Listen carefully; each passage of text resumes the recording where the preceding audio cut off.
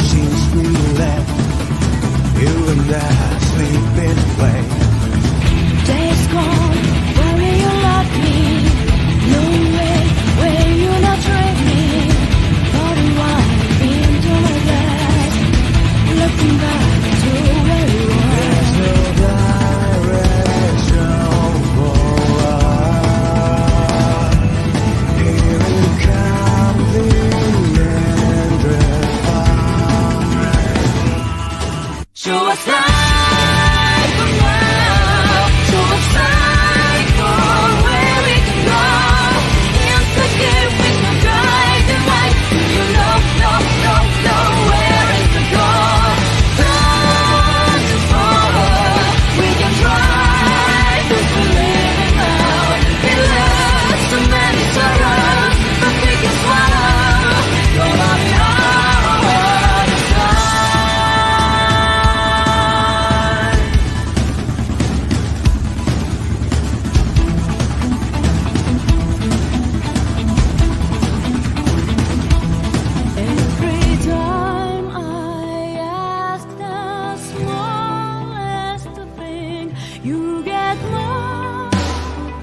Just ignore.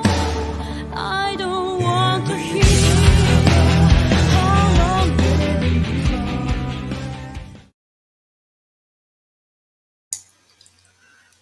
We done stepped in the game. Yeah. So it's always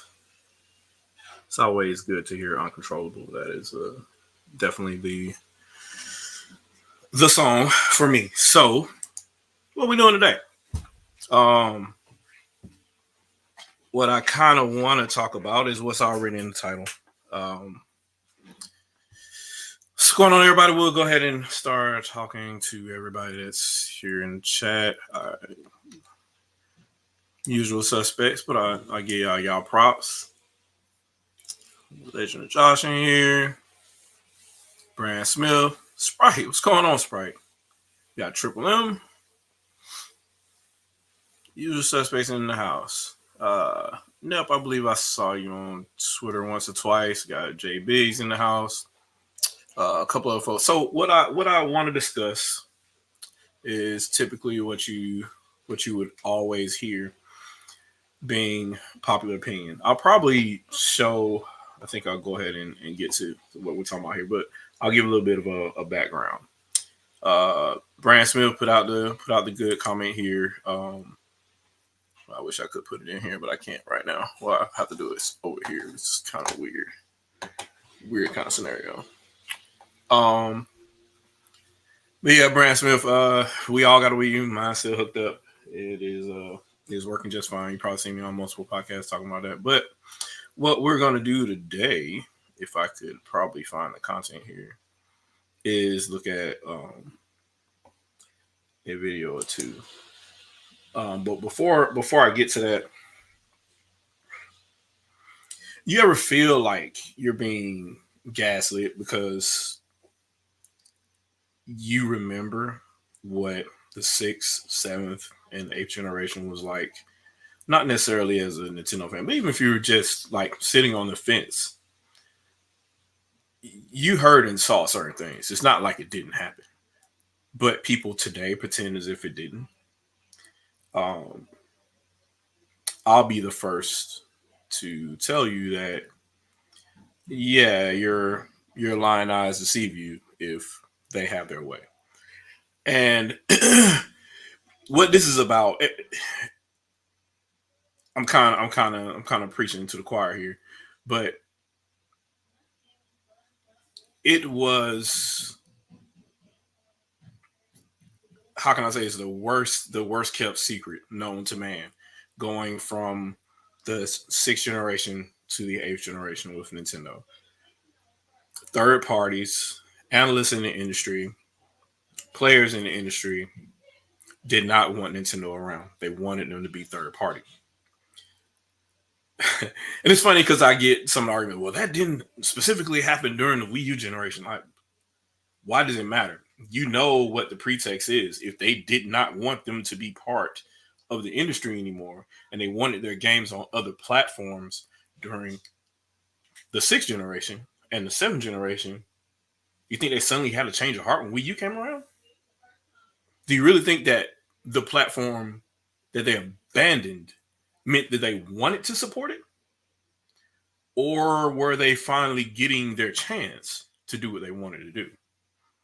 I really hate when people pretend to be ignorant and, say things that they know are inverse to what is the truth. So it's crazy because Triple M in the chat, like, he thought he was going crazy. Yeah, no, it's not you. It's not you. It's not you. It happened. It was a thing. So from obviously you can't spell ignorant without IGN, but from them to GameSpot to Game Trailers to G4 TV to Tech TV, back when they were still doing the merger of G4 Tech TV, trying to figure out what they were going to do. Any magazine you picked up at the time, any mainstream article you had at the time, was trying to find a way to say they need to exit the console space. oh, why don't they try mobile, or why don't they just put games here or there or whatever, blah blah blah. Why do they have to be locked to their hardware? And you got to think about why specifically would that be important for a news outlet to say? We already know. We already knew that it was important for third parties to have this happen. But why would gaming media care about anything like that? Specifically when they're talking about gaming consoles and them having access to games. Because you're the press, you get all this stuff, you get a development unit to play and review games anyway. So it's not like you don't have access to it. But why do you complain as if you don't? I just wish I could play all these games on this other platform. To what end if you're gaming press? You get all the pre-release hardware, all the pre-release games. So what's the gist here? What's the rub? Well, personally at home, we all know that you were able to review stuff and take stuff home, whatever, whatnot. So that's not really the case either. Whether you buy it personally or not, it's really not a reason to be forcing that kind of opinion about just one company over and over again across multiple generations. It's just really strange and really odd to me. And if you follow the money, that's obviously the answer, because we know full and well that gaming press requires ad revenue. And ad revenue comes from where? People that are pitching stuff on your site, right?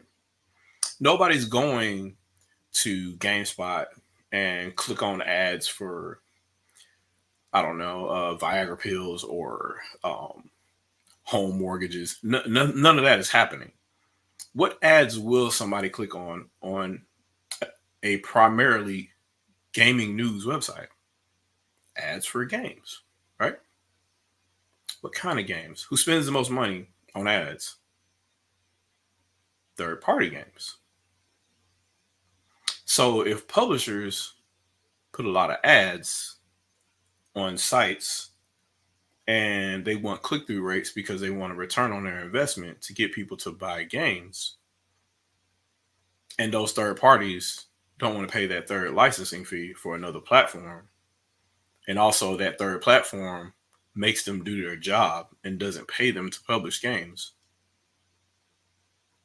now we got an odd man out. Now things are starting to link up. Now things make sense. And I wish that could be conspiracy, but we legit have journalists that got fired because they said things wrong about certain games just by saying the game was bad. If you say a game is bad, yes, I'm talking about Gershmangate. If you say a game is bad and the game is bad and it's your job to review whether a game is good or not, a publisher should not have the power to go back to your boss and then get you kicked out of the company you work for to review said game. There's no reason for that. And I don't need to really dig into that. If just search Gershmangate, you know what happened there. But with that being said, that's an immense amount of power that a publisher has, to the point where they can massage the machine, for lack of a better word. And now there's certain things that even reviewers can't say.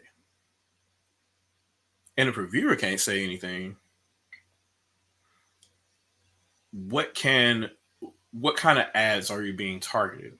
And how important of a message are you trying to push? And who controls the message at the end of the day at a gaming outlet if they ultimately rely on ad revenue from third parties? That means that gaming press effectively is a mouthpiece, either intentionally or unintentionally, for third-party companies. Third-party companies, they definitely see Nintendo as competition. They definitely do. And they wanted them out of the way a long time ago. The problem is they can't do that because people still buy their stuff. It's really inconvenient for them. So, but I don't want y'all to believe me, right? So I had to figure this out how to do this. So bear with me. I'll try to pull up a little bit of content here, but it's just for me what I hate the most about doing these kinds of things is that even when you show people certain things, they don't want to believe it, or they pick and choose what they want to see, and it's just really really odd. But we're gonna pull this up.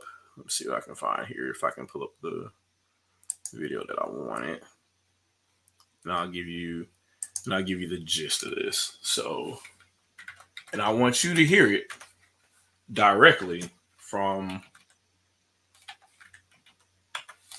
this person's mouth.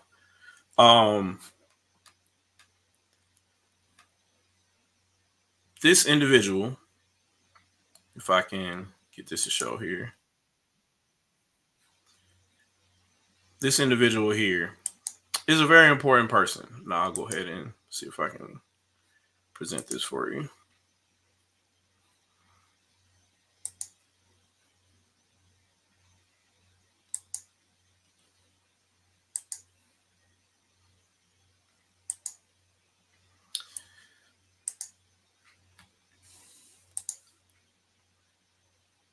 See if I can add this guy. Y'all bear with me. It's been a minute, but we'll get it going.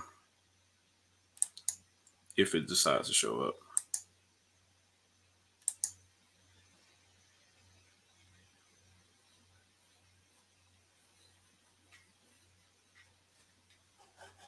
All right, here we go.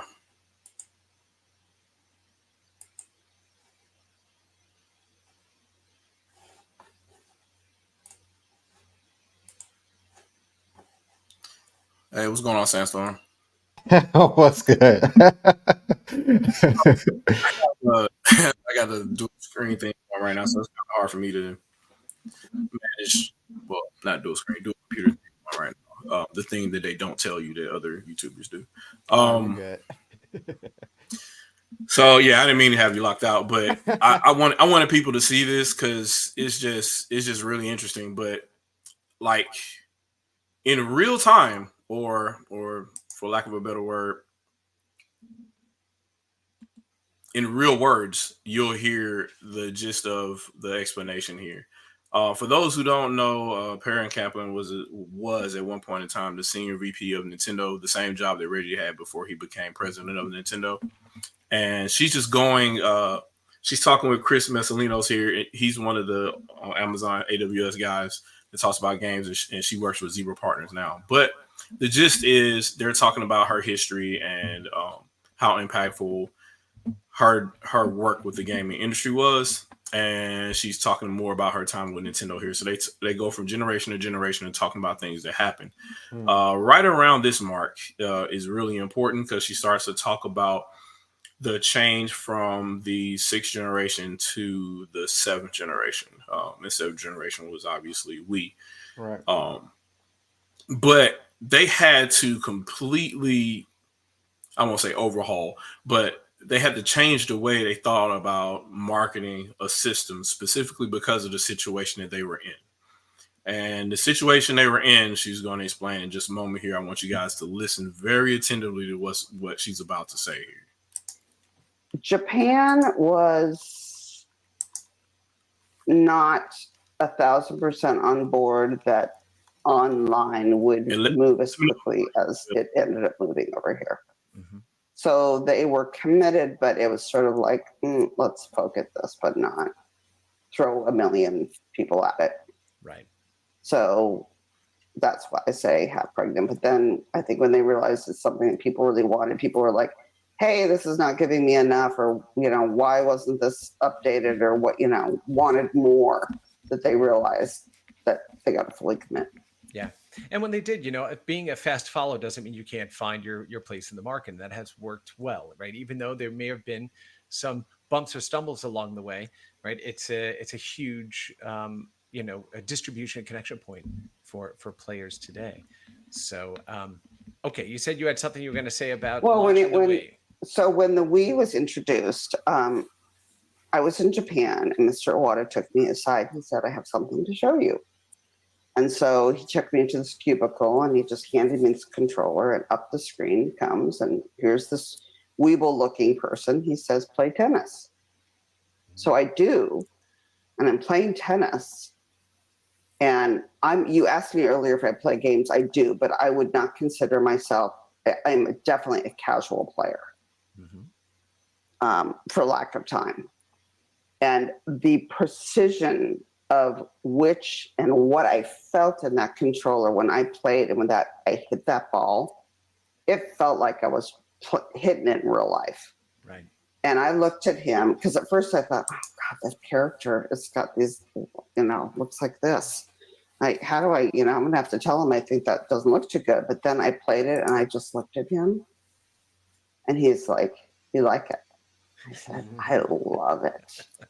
And he's like, okay, so let's go. And we went into a room and we, conversed and talked about, we looked at an array of controllers, and he brought those to Europe. We had another meeting, looked at an array of controllers. But the challenge from a perception point of view, I thought, how are we going to launch this? Because at that point, we were perceived, we were the profitable company at that point. Microsoft and Sony were not profitable, but the race was on. Pause. Big pause. Did you hear what she just said? What the first thing that you need to notice there is NOA is just a stenographer for Nintendo Japan. Because if you peep game, she knew nothing about what Nintendo was working on. Mm-hmm. They flew her over there to look at something else, and while they were there, they took her into a secret room and said, hey, not this is a new system. No, just play it. Play this demo, and then let us know what's going on. Mm-hmm. And she's like, I like it. Oh, so you get it. So Americans get it instantly. They understand too. So this carries on, and it has more importance because it also dealt with how the marketing was going to be carried for the system going forward. But she touched on a significant point there that Sony and Microsoft deflect from a lot. They show you all these numbers and all this revenue and whatnot. Neither one of them was in the black, even in the sixth generation. Because she's talking about a time frame now, right before the seventh generation. So you're talking about the sixth generation, the PlayStation 2, which is the highest grossing console, well, the highest selling as far as units sold of all time right now. The PS2 was the highest selling console of all time. And the Xbox, which was Microsoft's first foray into it. So we knew they were going to be in the red, right? Mm-hmm. But Sony is not profitable at this point. And this is before the whole Sony Ericsson debacle and all that. Right. This is just Sony proper. We sell computers, TVs, PS3. And we're the biggest name you know. We sell DVD players, and they are not in the black. Yeah. Nintendo's in the black. And at this time, they were an even tinier company now. We're talking maybe 5 billion. So it's important to know that despite all the media and all the hype and everything that you were hearing in the background, Sony and Microsoft were operating off market cap. Mm. They didn't even have the money to compete with Nintendo on paper. They're using imaginary money, stock market money, to make things happen, just to wedge their way into the business. Inflatable money. So that's really important. I hope people paid attention to that and caught that, because I definitely caught that when I first heard it. I'm like, wow, she really put it out there. And we were definitely looking like the last, a donkey that was far behind trying to gallop against these elegant horses. And so I said to Mr. Iwata, we're gonna put together kind of a risky plan, and we're gonna present it to you, and you can tell us if you agree. I just knew that if we came out with a system where you're flapping your arms and doing all this stuff, that the analysts would have said, sell that stock. Because they were already writing things like, put Mario onto Microsoft's hardware. Nintendo shouldn't make hardware anymore. And, we just couldn't have that, because that's not ever going to be part of what the company does. Right. At least as I can see. So So, from the horse's mouth, Wow. she knew in the background what the talk was. Right. She knew, and that's why I made the video that I made also about, I said you should be extremely worried if Microsoft is joking about buying Nintendo because they're talking about manipulating the market. Mm-hmm. So you already have industry analysts, you already have venture capital analysts that are talking about potentially sell this stock.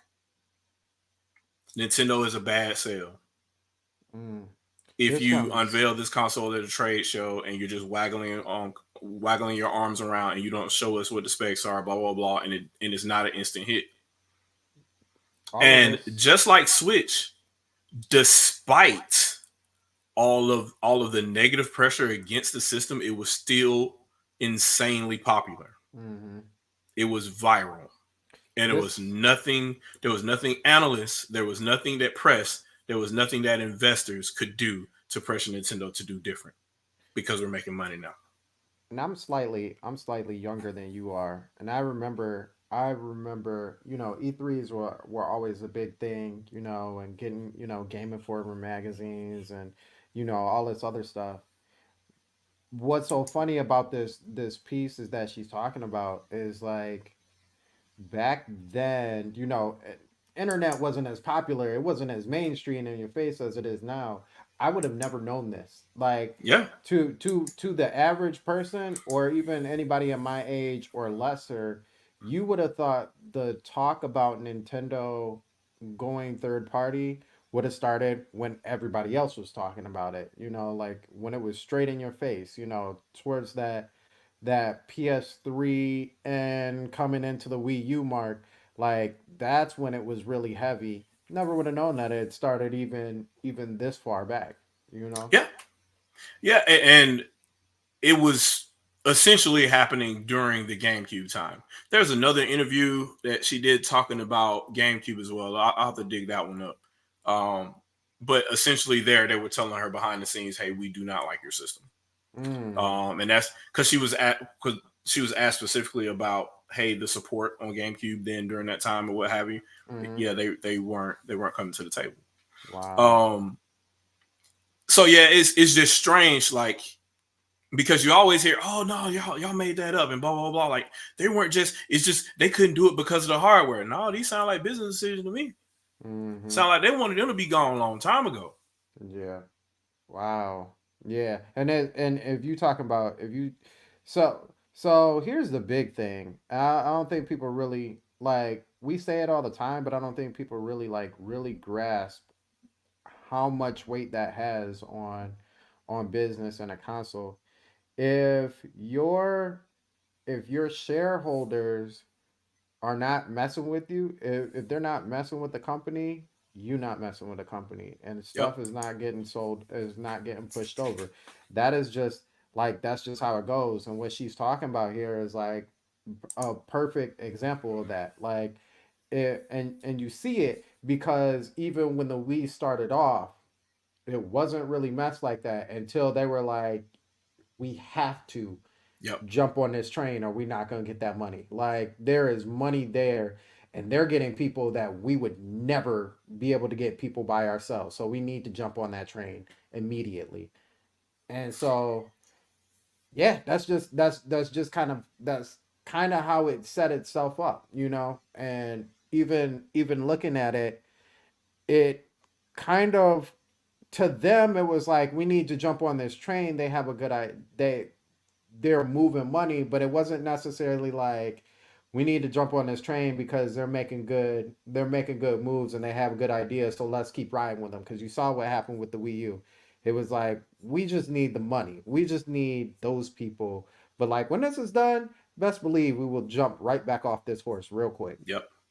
And that was the biggest opportunity for them because Nintendo heard the complaints about Wii, right? That, oh well, it's just your game selling and we can't do blah blah blah blah. Wii U started off, the whole thing they were advertising were all the third party games that was on 360 you could put on here. And as a matter of fact, the whole launch window for the most part, you don't have to worry about a heavy hitter from us. Yeah, so that was for them. Push out your third party games and they said, "Oh, this is a good opportunity to abandon you." And I guess my thing is, I like, what did you? They didn't really think this through, because you're talking about Nintendo isn't stupid. They still sold Wii U at a profit. Mm-hmm. Mm-hmm. By themselves, it makes profit because anybody that bought a Wii U is going to buy at least one game. Right.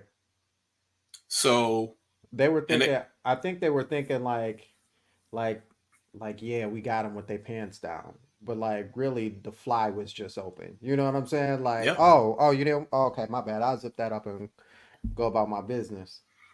So and it's so crazy because all the time you hear, "Oh no, you're just making that up. You're all Nintendo fanboys. Y'all blah blah blah blah." No, the talk was there. Mm-hmm. The talk was there, and think about the implications of this too, because we're talking about not just news analysts or Mm-hmm. game analysts. We're talking about like Wedbush Morgan. We're talking about Right. yeah. We're talking about Morgan Chase. We're talking about big investors that are invested in this company possibly walking. And who has the power to manipulate big investors like, I don't know, the owner of Microsoft Windows in the Mm-hmm. early 2000s? Mm-hmm. So if you think about it, that letter that got leaked really was something that Microsoft was trying to do. Yeah. And they tried to buy Nintendo before they launched the Xbox. The My letter's there, God. like it's they don't even shy about it now. They released a whole documentary on them trying to buy Nintendo. They got a picture of the letter in the documentary Mm-hmm. showing how they got laughed out of the room when they sent the letter to Nintendo, right? And now you got another email being leaked saying that, "Oh, I had a dream where we could possibly manipulate the market to force Nintendo to sell." This is madness. Right. They And it really want actually them like probably could have that. happened if, let's say Wii U sold for $199 Mm-hmm. and it costs $300 for each one to make. Right. It probably would have been in a situation where Nintendo went from being a $12 billion company to now they're a $2 billion company. They had to cut staff. And now you have to come to big investor to borrow money to Mm-hmm. continue operations. And that probably could have happened depending on, Nintendo not making good decisions. But since they're so frugal and old fashioned, it'll never happen. Mm-hmm. So It's just too smart. yeah, insanely smart. So I just want everybody to know that's a fact, and that happened, and it has implications too. Not just because of, hey, the potential of this being bad, or the fact that you got two other players in the industry that literally can make everybody's opinion change magically overnight because of money, Mm-hmm. but the downward effects that has on the masses that listen to that media. Mm. So what I have here is another video. I'm trying to see if I can pull it up real quick. I want to say this too. Can you Mm-hmm. imagine? Can you imagine how much different a world would be? Because we always talk about people. I don't think people ever really talk about this. Is that everybody brings up the, oh, what if Nintendo ever started pushing the power envelope again, to compete with Sony and Microsoft? How about we go the other route?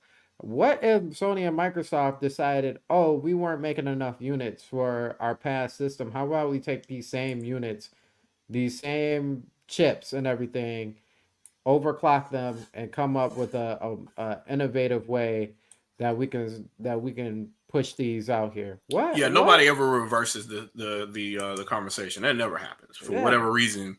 Nobody ever wants to play the game where, well, maybe they should be more like Nintendo. yeah. That's never the thing for whatever reason, and I don't know what the gist of that is, but nobody ever wants to play we should be like Nintendo game, I think and it would that be an interesting world. That would be some heat yeah. on. And I think we would, to be honest with you, I think we would go back to the sixth and fifth generation where we just had wild style games that were actually, you know, fully fledged fun and not so much based on, over the top action sequences with, little to no fleshing of character and gameplay. I think that would be something really interesting. But once again, Exactly. So what did I do with this guy? I forgot what it was. All right, so here it is. I'll pull it up. What is the name of that video? That's the thing. It's kind of weird here because I don't have a playlist on this guy yet, or I should, but I don't. Actually, I do. Let's see what I got here. I might have it here. Let's see. Yep, I do have it here. So this guy right here, right?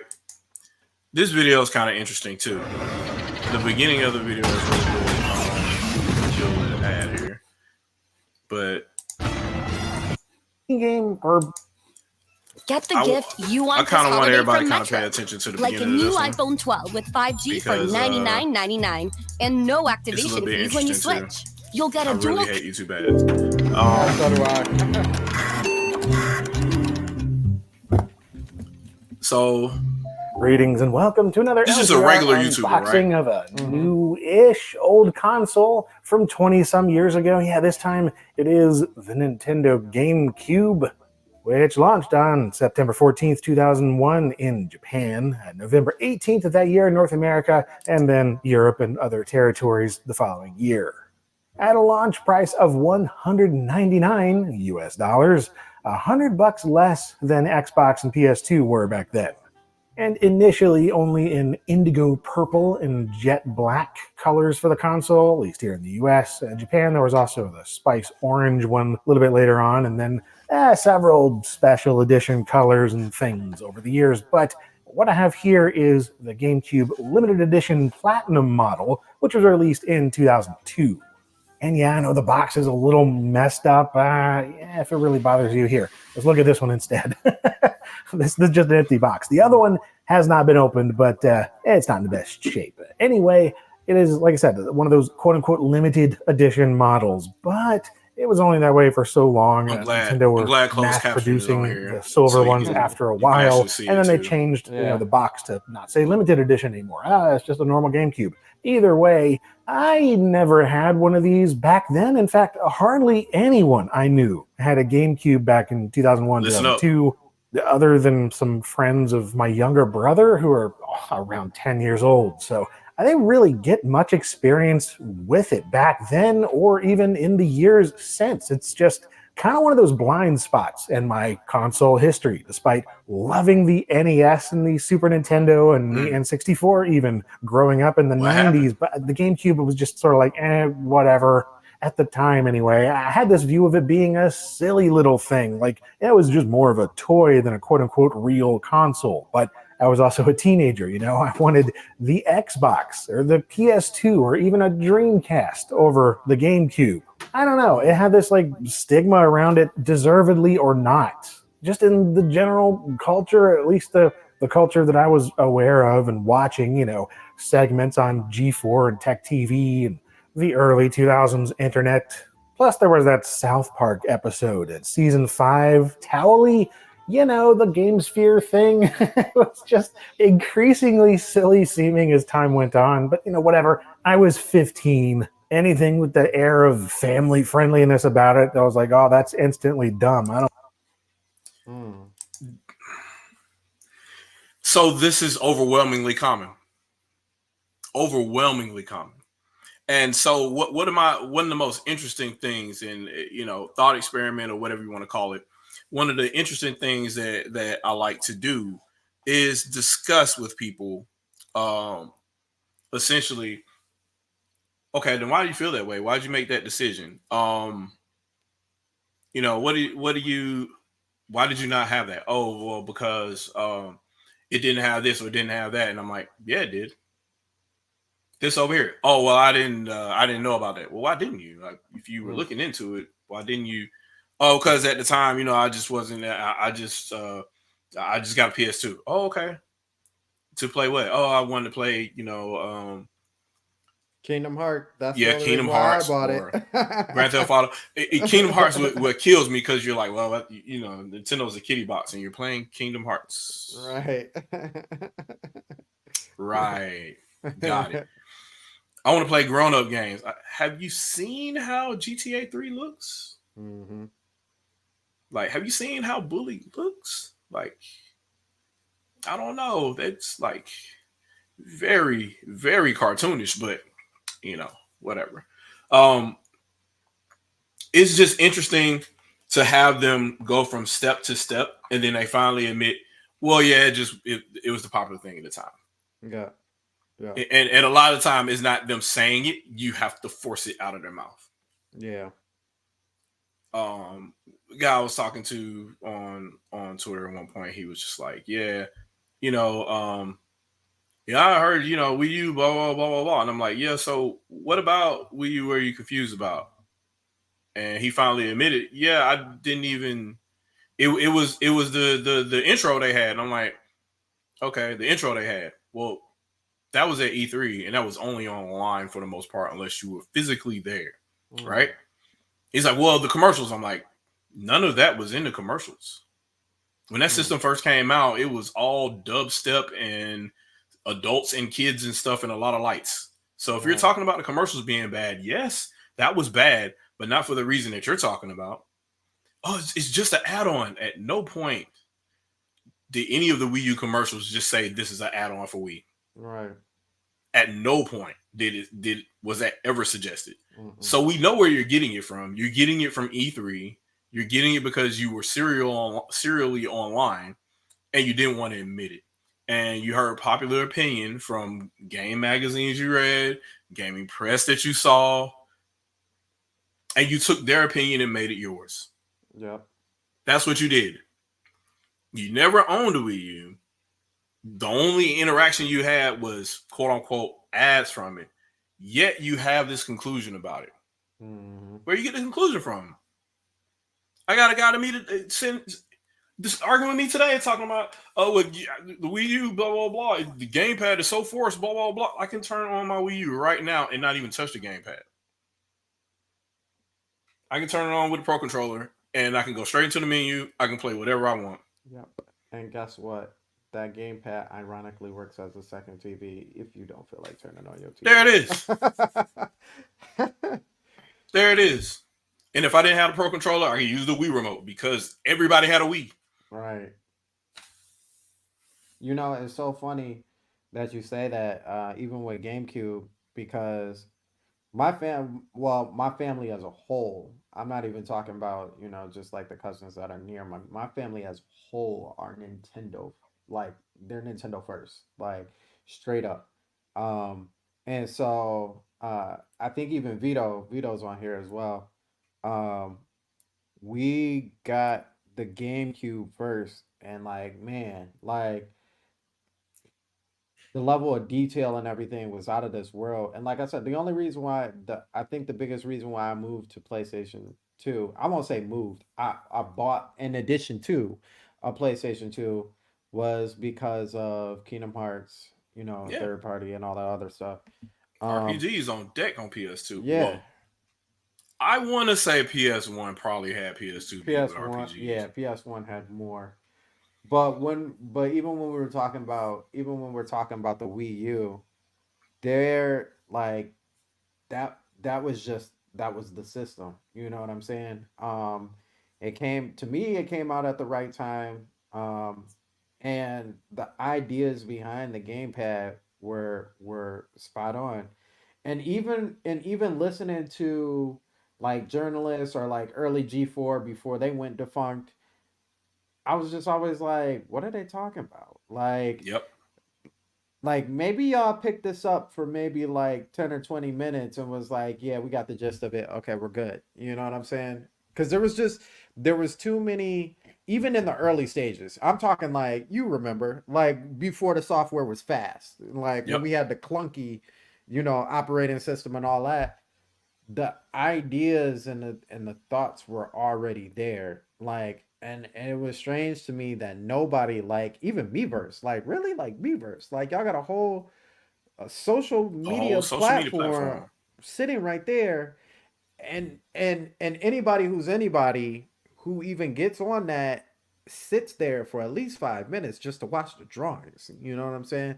So it's strange to me that there was nothing that you could say positive to spin it around. And like I think double A. I can't remember who just said it. Oh, Double M Dennis. probably. Dennis. PC Gaming. He was talking about the PS Portal being worse. It's just so strange to me that you could talk about a whole system not being good and all these flaws, and now in retrospect, they're like, I absolutely love this system, which is a lie. Um, but you can have another system like that with virtually nothing but a screen and be like, but it's still good though. Like it still does what it does really well. But the Wii U didn't do what it did really well. Are you No sure? lag. No lag. Lagless. It So draws to the screen before it draws to your TV. yeah, and all I have to do is just bloop bloop. Okay, now it's on my now it's on the gamepad. Oh wait. Including that one game that you guys really wanted. What was the name of that game? Chronicles. Chronicles. I think it was the letter before a Z. That one. Everybody wants to port it to Switch for some reason, and I'm Yeah. like, yeah, that's interesting. Like, it's just crazy how you want the game, but you don't want the system that the game. The game would not exist without Wii U. It Right. literally exists because of what Wii U is. So what you're effectively saying is you want. Excuse me for making a mess, but you want the result and not the cause, which And is that's which crazy to me. and honestly, I don't. I to be 100% with you, I don't know if I would really like that game had it not been for all the features that came with the Wii U. Like it would just be way too congested to manage everything that goes on in the game. Like Exactly. it would not be fun. It would. I've tried to play it solely on the gamepad, and I'm like, You can. So playing it without the gamepad. Typically, what you want to do is you want to have a pro controller and the gamepad. mm-hmm. So program remove, use two controllers. But if you just want to go solo a boss or something, right? Then you don't need the gamepad. You can go ahead and play with the controller, blah blah blah. But as soon as you're done with that and you need to manage anything, or you want to go anywhere else, or you want to look at the map, like nobody wants to look at the map on the TV when you instantly have one right below you. Right. What's the point? You can fast travel, do whatever you need to do directly from there. Just push the button. Pop. That's where I want to go. There we go. And I just don't. It's just crazy. It's crazy having to go back, going from Arkham City Armored Edition to Arkham Knight. Like I get to hear the Joker talking to me, and I got maps, waypoints, and all kind of stuff right here. To now it's becoming a button toggle again, and now I gotta stare at the map like a mongoloid. Versus already having it there, and I could directly touch what I want to see, what I want to do, where I want to go. Contextual data as you click on certain things within multiple screens on the game, like all that kind of stuff. Less stuff cluttered on the HUD of the game itself, which like that's what Madden was for. Like literally, you don't have to look at plays. The TV just shows people in the huddle. You pick your play, and then the game starts. So it's crazy that we had to go back because people wanted to kill that system. And I don't know what the right answer is, other than forcing people to admit the suggestion there. Yeah. To be honest with you, even some of the stuff that most of y'all complain about with Switch Online and stuff like that. I don't I don't think y'all really understand like how much like the Wii U, even if the Switch Online was on the Wii U, I think that would have been even a better situation than how it is on the Switch. You know, you have games, you've got you've got possibility for the DS games just sitting right there, dual screen. That Switch, unfortunately, cannot do. Like that's just you're not gonna have that same setup. Yep. Um, and and because there was no real interest like that, like now we've got this situation. And to be honest with you, it unless Nintendo decides that they're gonna do something with the dual screen on some sort of I'm Switch not or on my something like parents' health that, insurance anymore. we're not going to get DS games ever on a system like this, just because it, it just it can't work. Like what would the bottom screen be? Well, you can't even use the screen on the Switch, not if you have it on the TV. So it's one of those situations where like the masses really messed up the possibilities of what we really could have for even for the Switch itself. And so now going forward, it's like y'all stop messing with our console, mess with your own. You know what I'm saying? Leave our stuff alone, because as far as I can tell, Nintendo fans are eating. Like we're satisfied with Yeah. what we've been getting. Like it's only the people who are outside of that who are like, oh, they should do better or they should have better. Or, Trying to tell you how to eat. yeah, yeah. Oh, well, not Bayonetta 2, but Bayonetta 3. Like, oh, you guys deserve Pokemon. Oh, you guys deserve better. Pokemon fans deserve. I'm a Pokemon fan and I was fine. Yeah, there were some hiccups in the game, but guess what? I still played the mess out of the game and enjoyed the story. So leave my games alone. I guess the worst thing for me is people that are like, oh, well, I didn't understand. I couldn't grasp the controls of Star Fox Zero, or I don't know how to do any of the puzzles in Skyward Sword. And I'm just like, but you got an Oculus, though. But you got a PSVR, though. And you got all the little dongles to go with it. Now motion control is okay. Mm, It's just say it's a brand and be done with it. right. Just If say you it's a re- brand. if you really feel that way, I can get some PlayStation stickers and slap it on the side of it if it make you feel better. You know what I'm saying? Look, Killer Instinct 2 is my favorite game Mm-hmm. of all time.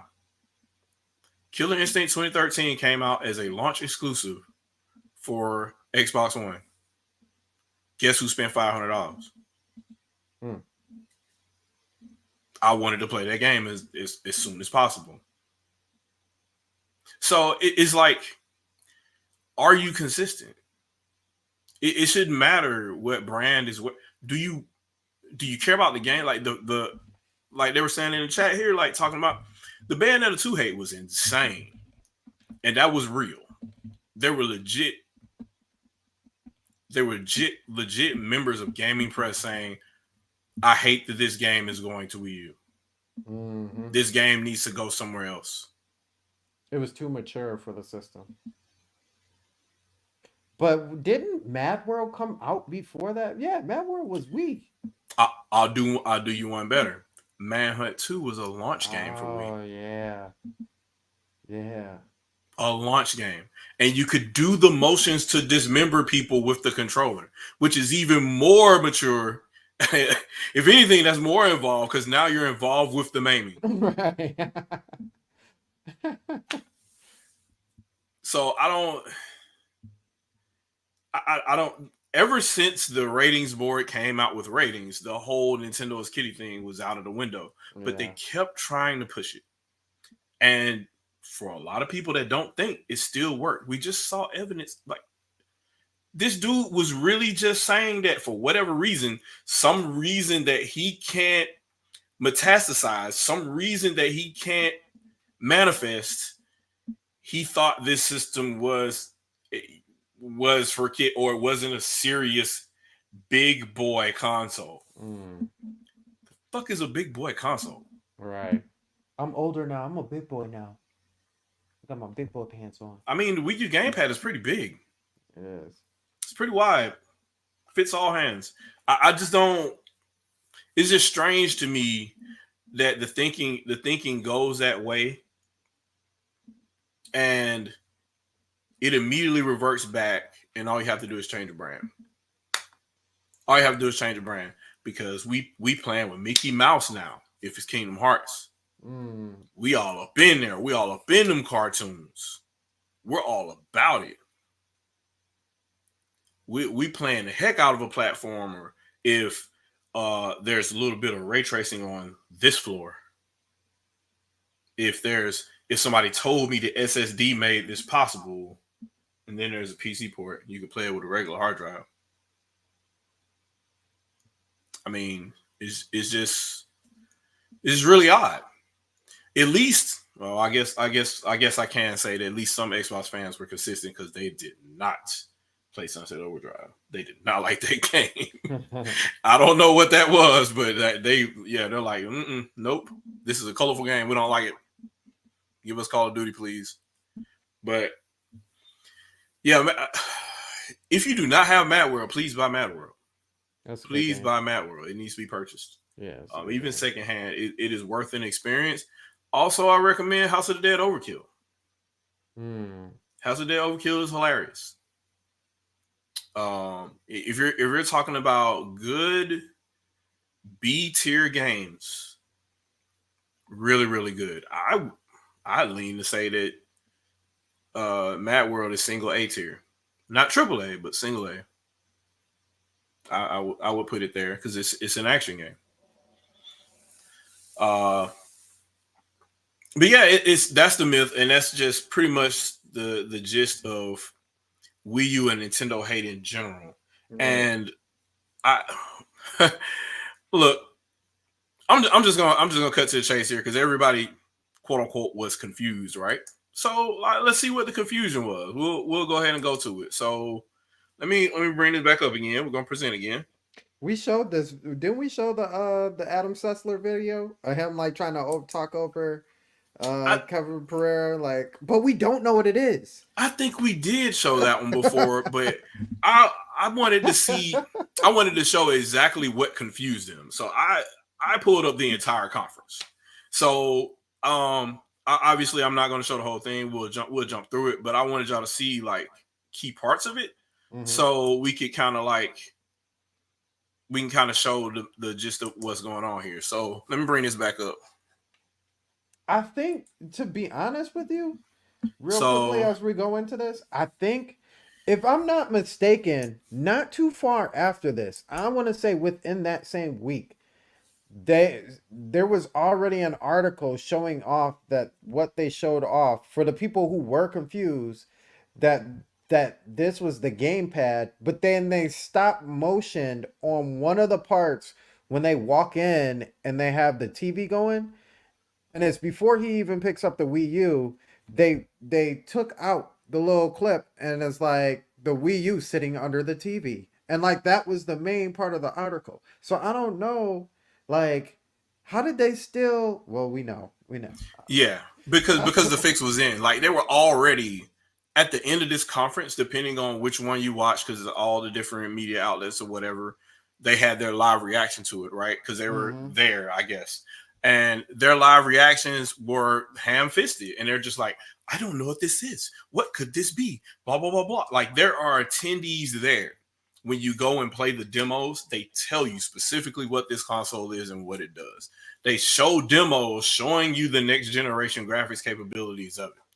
And it's just bewildering to me. So hang tight a bit. I'll jump through this, but see what we can get here. So they're just showing you from Skyward Sword going all the way through the generations of games or whatever they have, right? Let's see what we got here. So they Smith. Make no mistake, The first brother of video games, All right. Nintendo 3DS, means social, it means connection, it redefines interaction, and it delivers it all in full 3D display.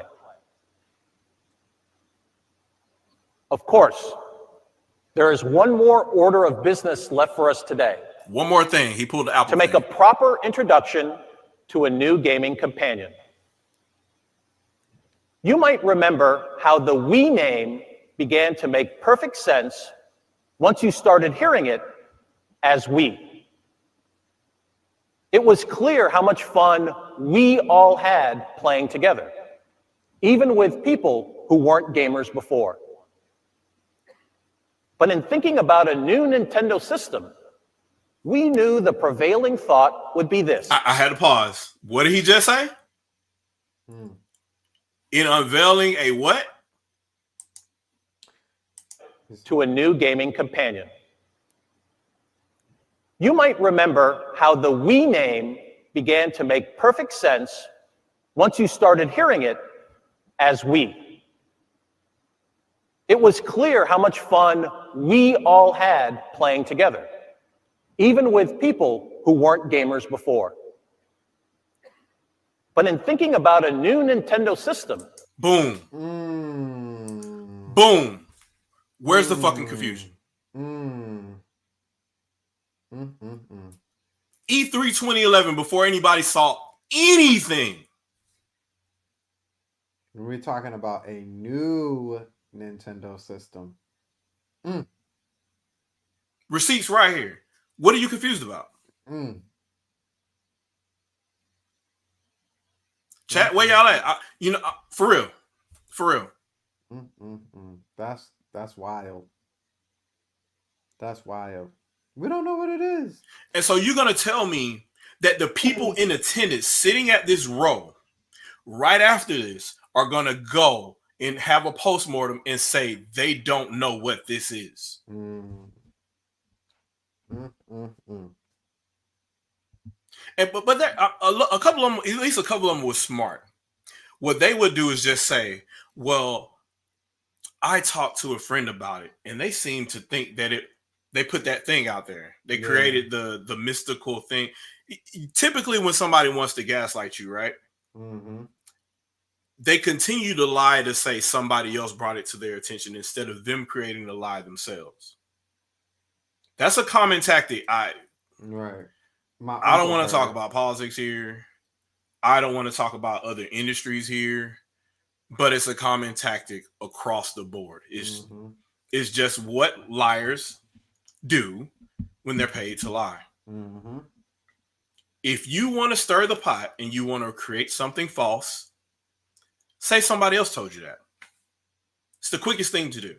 And that's what a couple of the more, how can I say this, more thoughtful snide comments came in about Wii U right after this. And this didn't continue because Wii U showed up at another E3 in 2012. Right. So how are you confused for two E3s in a row?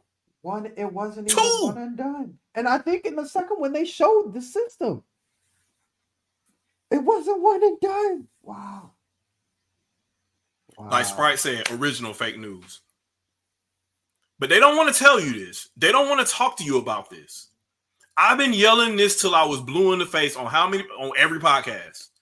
And I always get to, ShadowCasts, you're just conspiracy theorists, blah, blah, blah. They didn't really just come up with,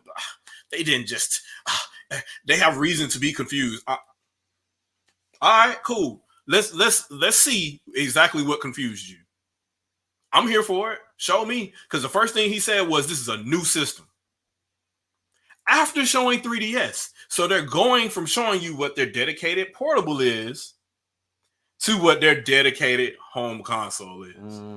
You can't make this shit up, people. Basically, what they're telling you is, we're making a 3DS for your TV. Right. Speaking of 3DS. That's literally what they're telling you. Wow. And like JB said, they were talking about Project Cafe for a year before this even came out. A month before this press conference, they had rumors that were wilder than what Wii U ended up being. They were talking about Project Cafe possibly supporting 4 screens. Mm. So how you magically confused when they show up and show you 1?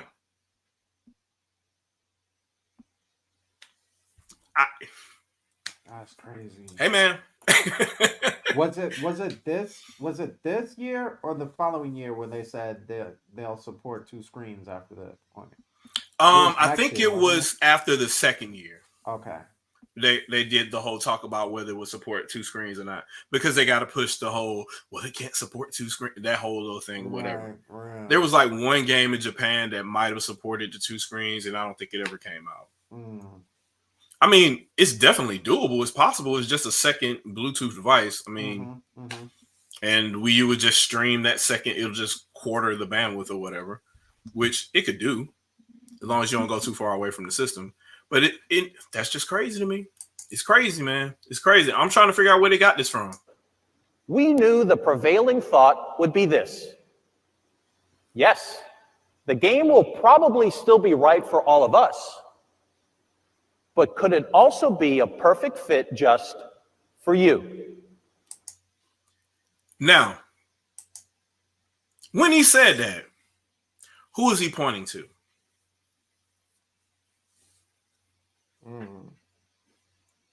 Who is in attendance in that audience? This is the gaming press. This is third-party publishers, third-party developers. This is avid enthusiasts that were invited. Now that you say that, that's interesting, because he said all of us, but all of us was like us. Regular people, grandmas, little kids. It wasn't us as in Nintendo. It was us as in the people, and it was right for you as in, yeah, wow. And I bet you most people take it as, oh, it's right for Nintendo, so we got to make sure that it's right for you, the people. But that's not what they're saying. And we can go on, but like you can't make this up, man.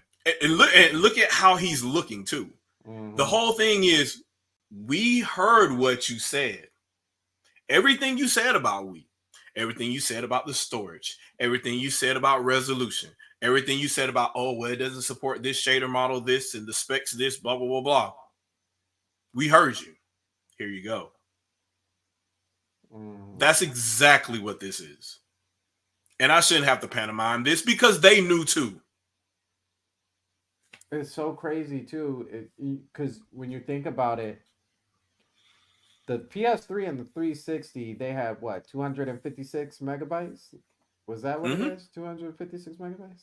Yeah, the PS3 is 256. The 360 had 512, and Wii U had 2 gigs of RAM. But you talking about hard drive space. Even when you're talking about hard drive space, it's like they upped it up by a lot compared to those systems, and it's like, but that was like the first thing that was out of. That's not enough. That's not enough space. So yeah, because they said, well, the Wii U had because it came with 32 gigs of internal flash storage, which at the time was going to be expensive for them. Because you're talking about internal NAND modules versus because you're talking about effectively, this is a very, very slow SSD at the time. SSDs weren't in the PlayStation 3 or 360 at all. They didn't even show up. They didn't even ship in the PS4 or the Xbox One. There were mechanical drives in those because they were prohibitively expensive at the time. So why you would expect 500 to 1 terabyte worth of storage when Nintendo was using NAND flash is an insane thought process to me. And in addition to that, they tell you, well, not this year, but the following year, that you could just plug a USB hard drive up to it. Yep. Or better yet, a flash drive to it. Up to 2 terabytes. Yep. It's just crazy. Like, they don't know. Like, they don't know who this system was for. Like, come on, man. And the answer to that question is an emphatic absolutely. In fact, we're so convinced of it that we put that pronoun right in the name. So today, welcome to the world of we, you.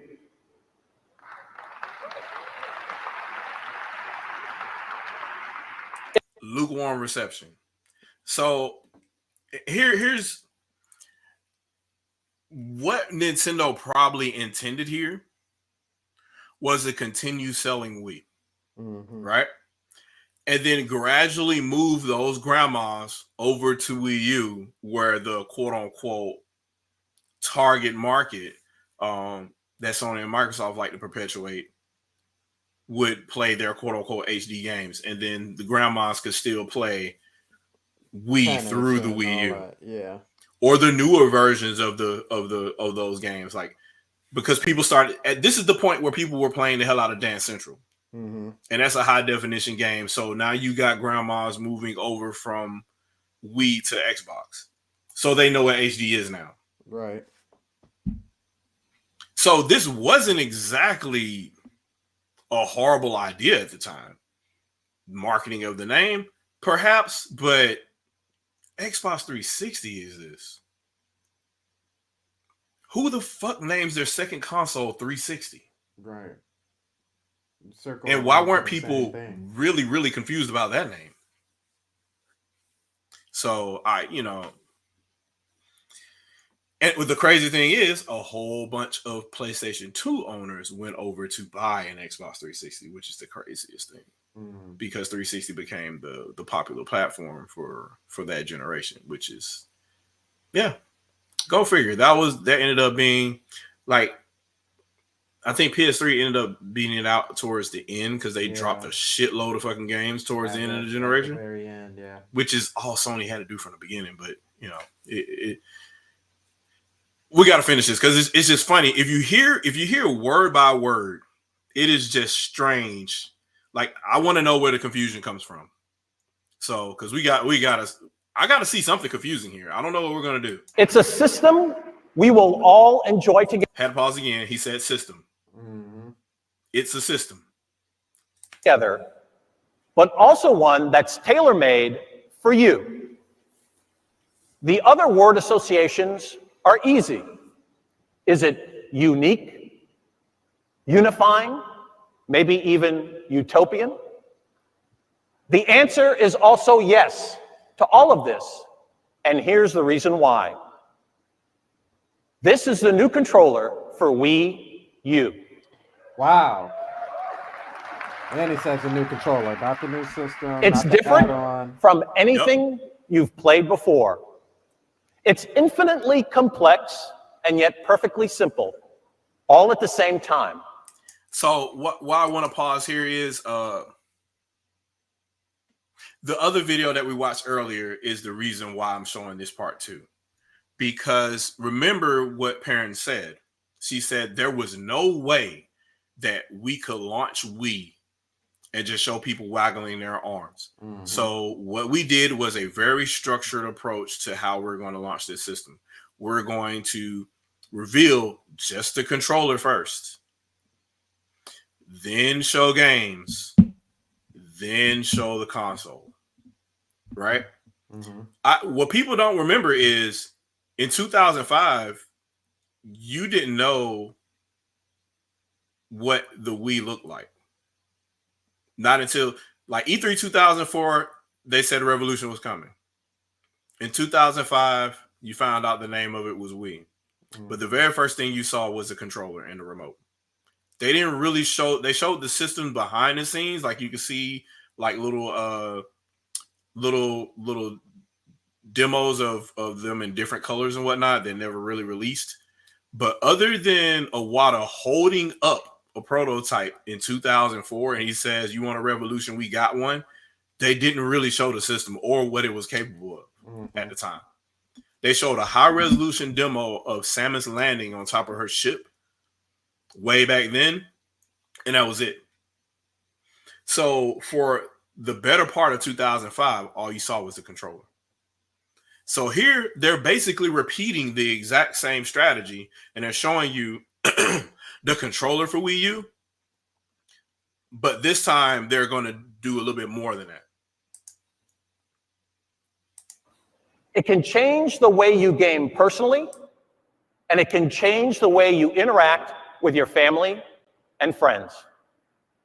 To begin explaining, let's take a little quick peek at Wii U in action.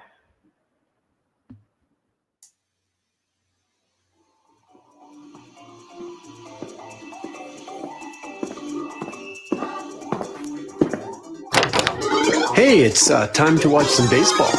Okay. There it is, right there in the corner. And a runner on second. Hernandez is on the mound, and here comes the 3-1 pitch. Swing and a miss. 98-mile-per-hour fastball.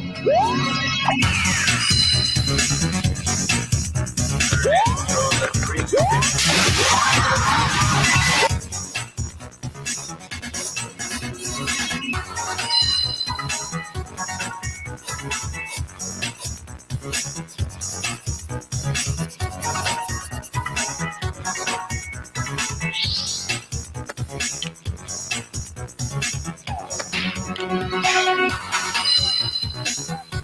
So I want to address that comment right there.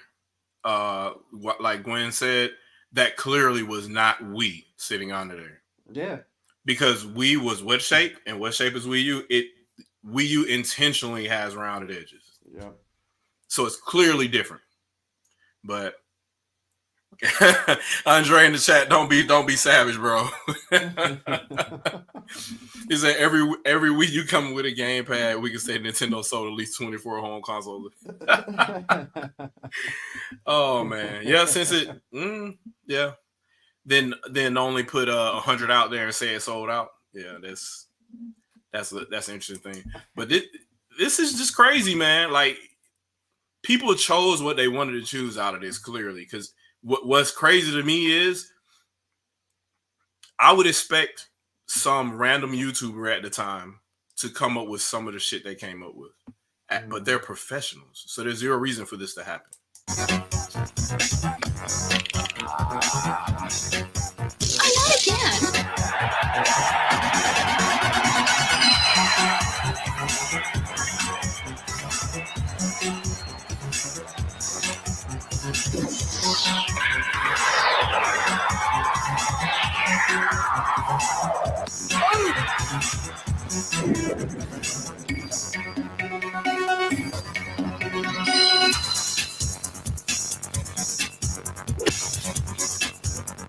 So, peep game, right?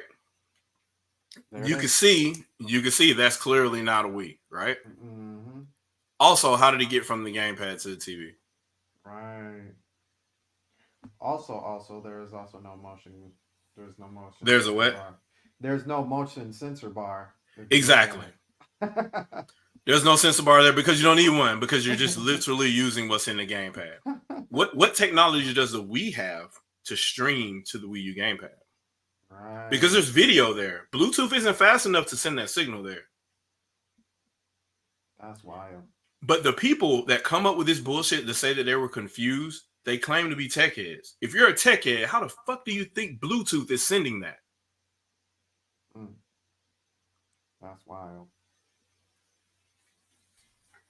So, I mean, and we're talking about Bluetooth 4.0 is what was in this system, by the way.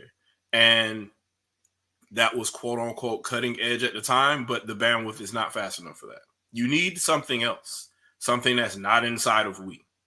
So make it make sense. That's the other thing. Like the narrative doesn't even add up if you use the technology. What Wii exists that can make this possible? There isn't one. There isn't. The answer is it's a new system. So I'll jump in this, but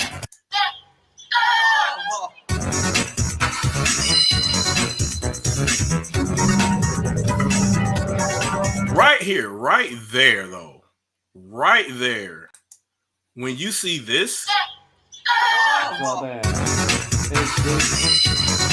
more detail with the new controller, bro. Right here.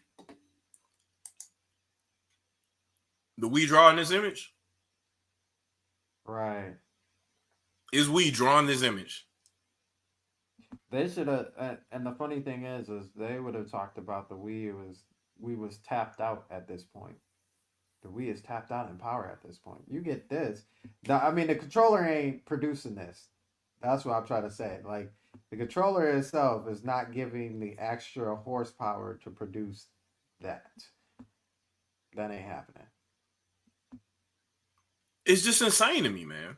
It just I don't know how I don't know if this is an add-on for the week. I don't know how this narrative became a thing.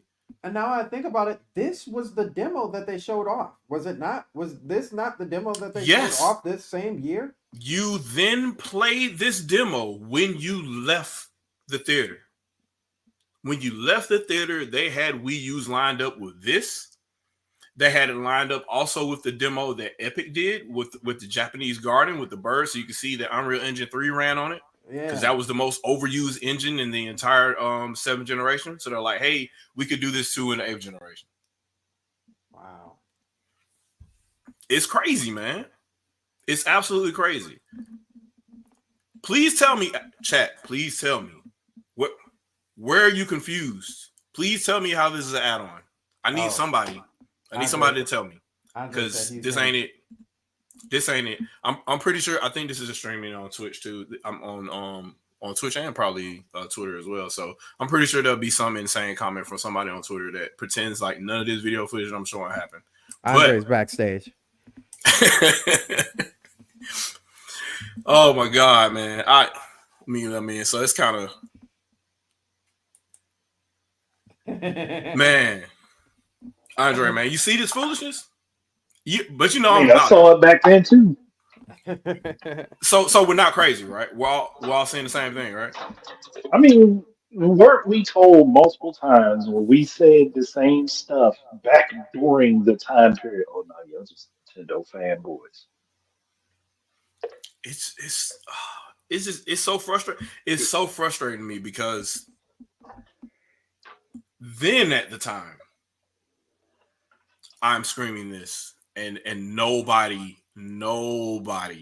would ever make it to this point and say, that might be something to entertain. I remember before I even got on YouTube, I was still writing editorials at the time. I remember writing in one of my editorials, I don't understand how people think that gamepad is somehow just boosting the Wii to make it do better stuff. It's just insane. Like, that's an insane. How? Explain what technology exists at the time where nothing that was not a thing that was commercially viable for the civilian market. Right. If anybody got Adam Sessler, man, y'all ring him up. Tell him come on the podcast, man. I need him to explain this shit to me because I don't understand. I don't understand. Oh, you mean how he was paid to basically lie to people? Oh, that's exactly what happened. Back then, we didn't know. Oh yeah. Oh no, I knew.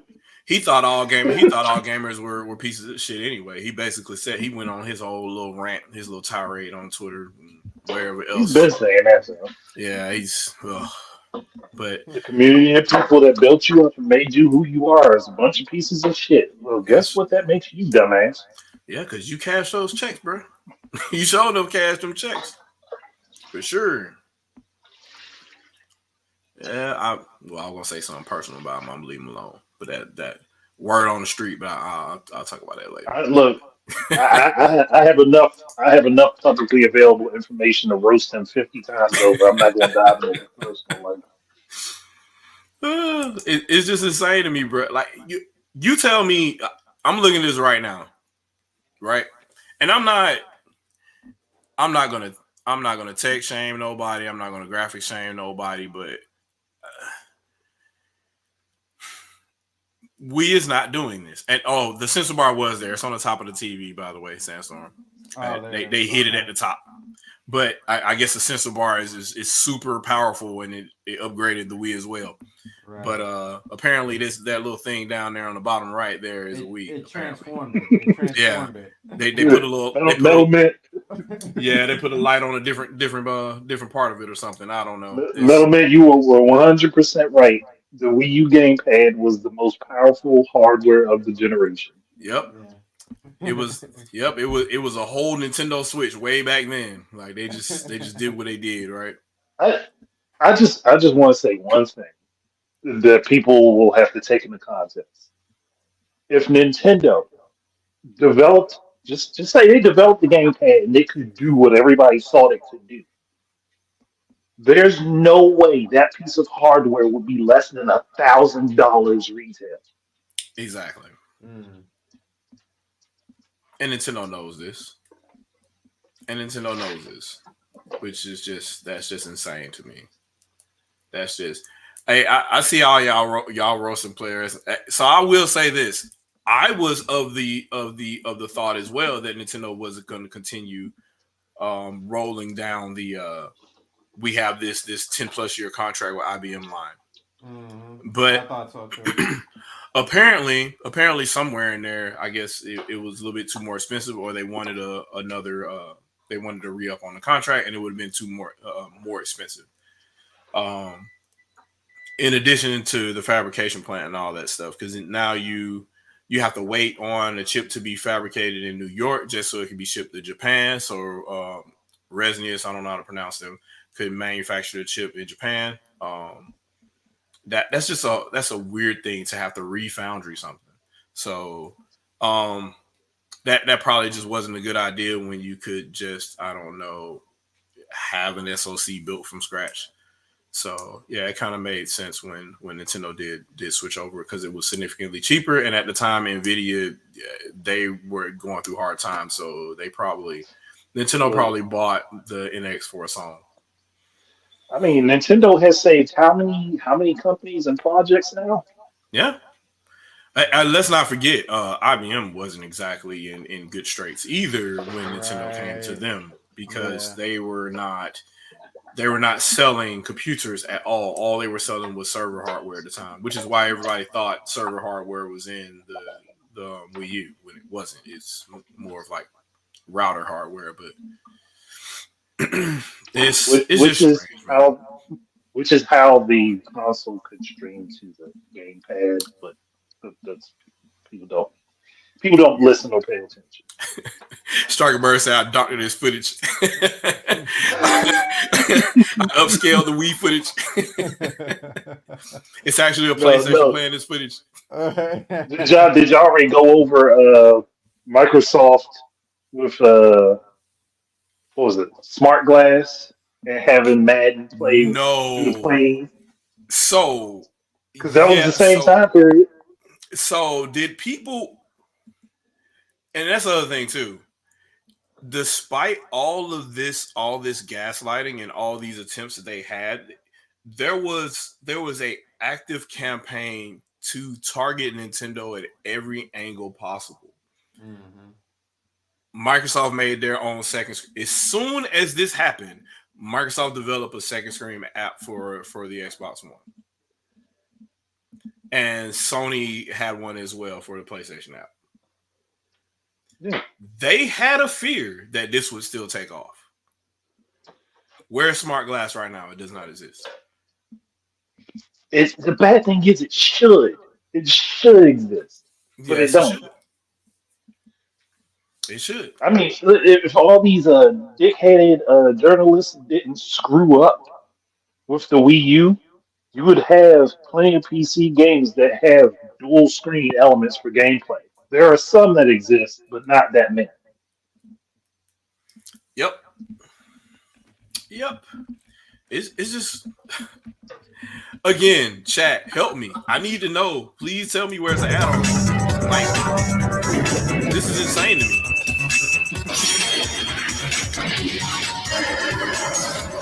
I would have never thought that would have been possible on a Wii. On Wii. I would have never thought that little tech demo would have. I wouldn't even. I would have. I swear, people were just like their brains were frazzled Horrible. Now, here's the importance of us playing this from the beginning. Because if y'all caught this when I first played this from the beginning, I played the beginning of it for a little bit and then I skipped. Because the very first 5 minutes of this was a huge dedication with orchestral music to Skyward Sword. Mm-hmm. So you get to see the drastic difference in real time. You just got through seeing what Skyward Sword looks like blown up on a projector, and now you get to see what an HD Zelda demo looks like blown up on a projector. Night and day difference from the same developer. Make it make sense. So I'm showing all this for a reason. So just bear with me here, but it gets better or worse. I don't know. They show this logo and then I don't know.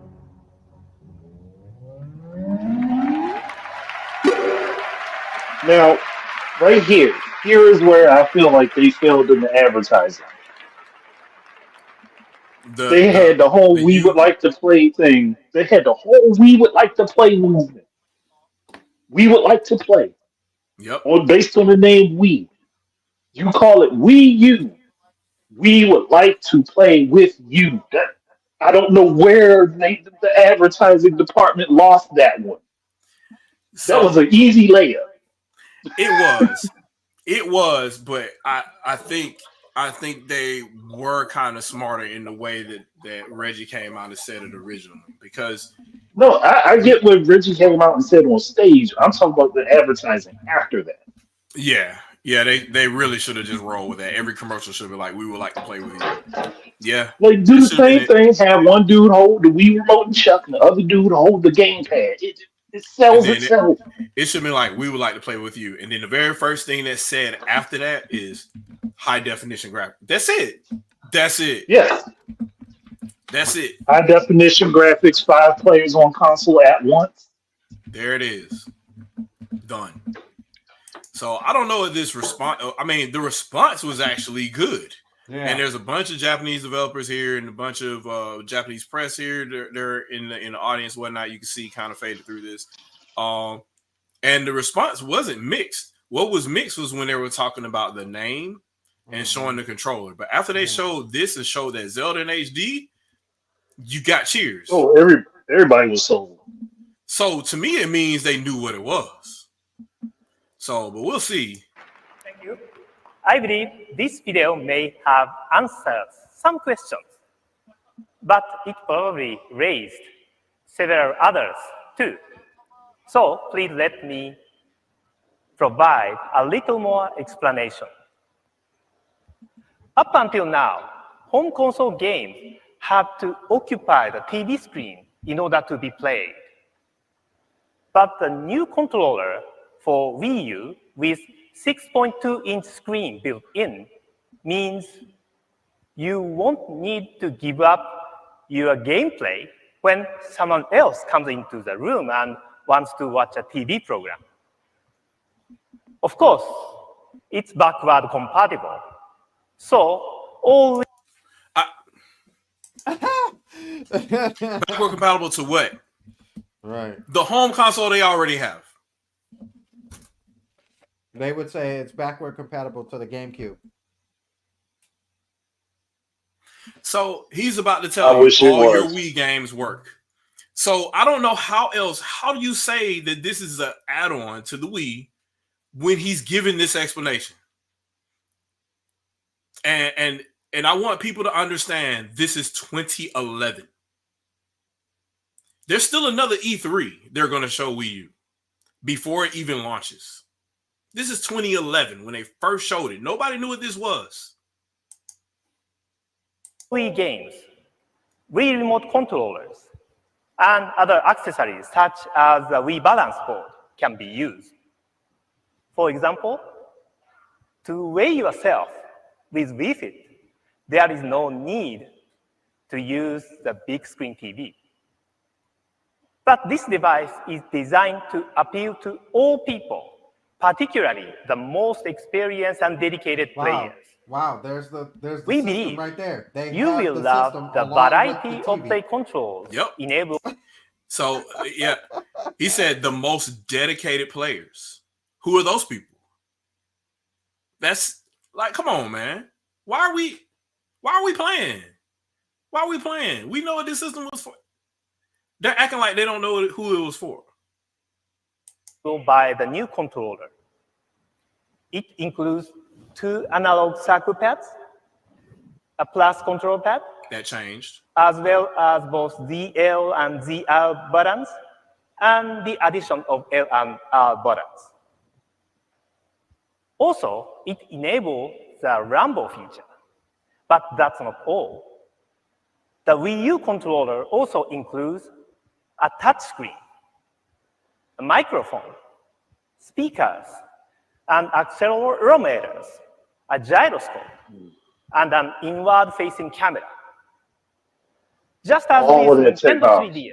3DS, Wii U was hear created them so being that interested the about it, too. widest variety of games can be supported. And here's the other thing, all too. the shit that got lost.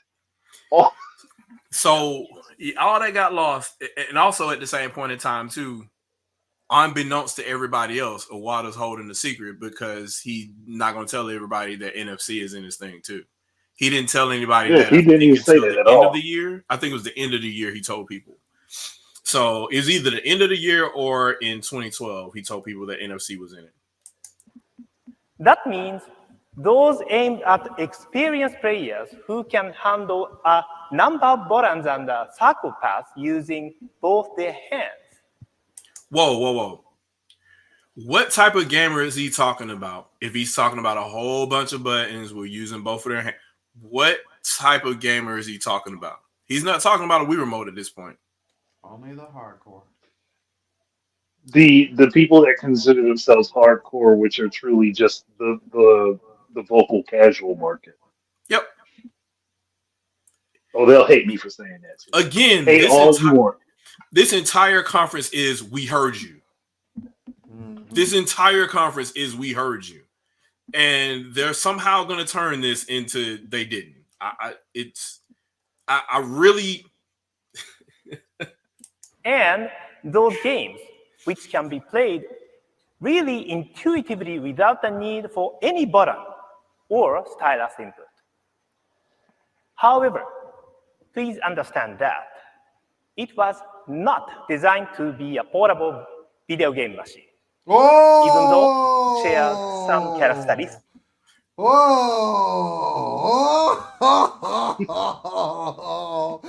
Oh my! Don't think you're gonna run out your house with this bitch. Oh, please put that in a 5-second video.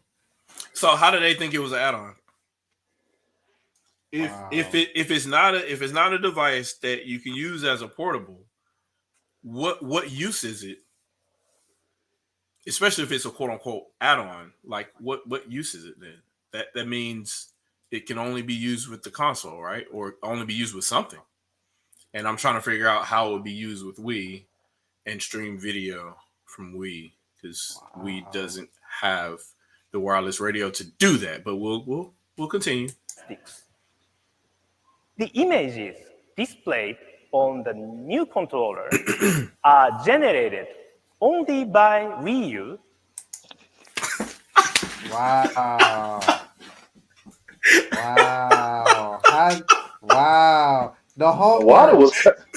The homework, man, bro. If we being real here, Wada was trying to cut through. He was making sure he hit every potential FAQ question somebody would have. The homework. My man said, just in case you thought you was doing math homework, we are still on science. Here is the challenge right here. I didn't understand the homework. Bruh. Like, look, we ain't doing history right now. Right. You keep turning the pages to the wrong book. We in this book over here. Again, I ask people again, please tell me where you were confused about this being an add-on. What did Nintendo say to get you here? I'm not seeing it. And it's been like a good 30 minutes now. Wow. That's because it wasn't Nintendo that said it. I mean, there was Adam Sessler, there was game trailers, there was Jeff Keighley, I mean, uh, are we even gonna get the Switch Morgan Two? Like Webb. Wow. A Okay, lot of now a they're lot of gonna. them said a lot of stuff that didn't match up with what was in the presentation, and this was after. I mean, remind people after so many third parties came out and said, "Yeah, we love this console. We love exactly what it's going to be able to do. It's going to bring new layers and dimensions to gaming. It's going to be awesome. We're going to back it 100%." Only to 6 months later say, "Yeah, no, we're dropping all of our games." Again, there's. Hey, he mentioned Harmon Smith. That's an awesome name, by the way, because I really love that game. It's just I really need to know where they get this from, and this is 2011 again. 2011. This system is just now being revealed for the first time. Nobody knew what this was until this moment. Mm-hmm. No one knew what this was until this moment. There were rumors behind the scenes that said it did more than this, that said it streamed to 4 screens, right? Nobody before this press conference said that it would be an add-on to Wii. Right? Yet, for 2 E3s, 2011, this one, and 2012 after this, and all the way up until launch, somehow this is going to persist. Technically, now that I think about it, because of Smash, the Wii U actually streams to 10 screens. Yeah. Effectively. And with games like Mario Kart and stuff like that, it splits its stuff up into 4 separate screens. Mm-hmm. So that probably could have been done with 4 separate game pads, depending. That's wild. It's just it kills me up, man. It kills me so much because I don't understand. I really don't get where they get this narrative from. There's this narrative that Wii U was an add-on, and that's why it failed, and the marketing was bad because people didn't know what it was. I'm really trying to say. Somebody put on Twitter that this video or this presentation is what got them confused, and I'm trying to figure out how. Houseway, Right. Make it make sense. That part. Make it make sense. It's just. Do I even want to? Is he going to say anything else? I think he's going to show the video again, but he'll say something else after this, I think, and I'll skip. Data is wirelessly transmitted without latency issues. You can play in a number of ways. Connect with an HD TV in... What kind of TV? For the students, HD TV. I mean, you could technically play it on a standard definition TV, but yeah. HD TV. And once again, they show the system. They show the system, and they specifically show Zelda because they want to show you what kind of fidelity that you're getting, right? The traditional way. And you can enjoy the most up-to-date, high-quality HD images.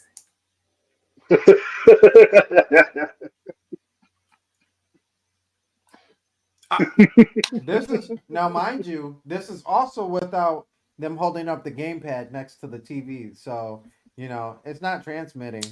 Yeah, they're not showing the gamepad right now. This is just the TV. That's wild. I mean, look, man, the Wii had more horsepower in it than we knew. Make it make sense to me because the Switch ain't doing this. And there's no Nintendo Switch I know. You can just hold it in front of a TV and it sends an image over to the TV. I wish. I wish it would. You gotta dock that. It just come on, man. It's the console. It's right there. This is what you're talking about. It's right here. This is the thing you're pretending doesn't exist. So even without using the screen in your hand. Or you can place the new controller by itself on a table and play without the need for a TV at all. Or games can be structured to use two screens at the same time.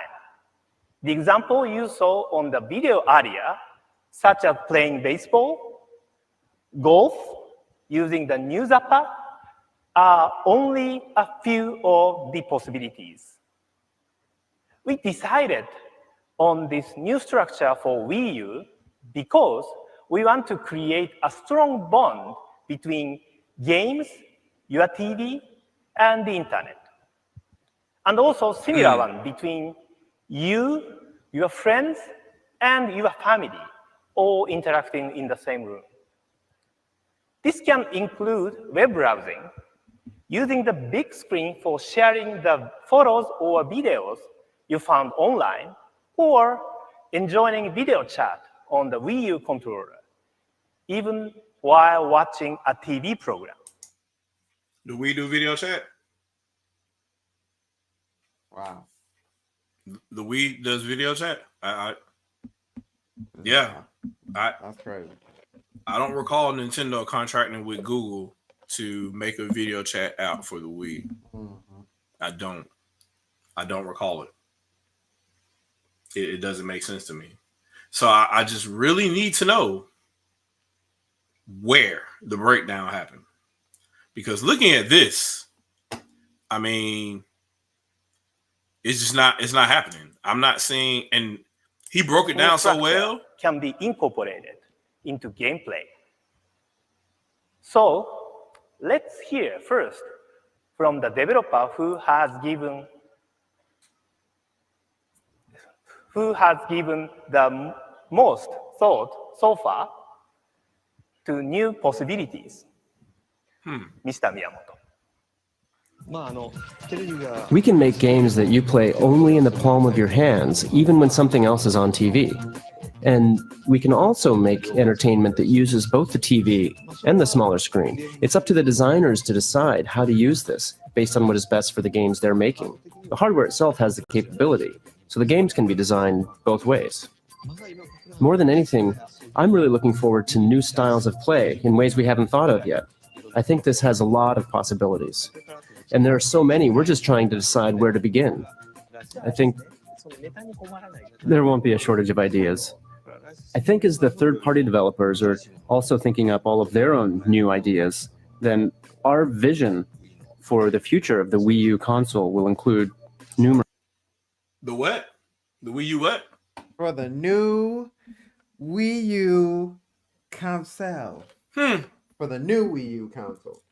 So now you got Reggie, you got Iwata, and now you got this guy right here who made a plumber. Godfather Miyamoto. They all saying the same thing.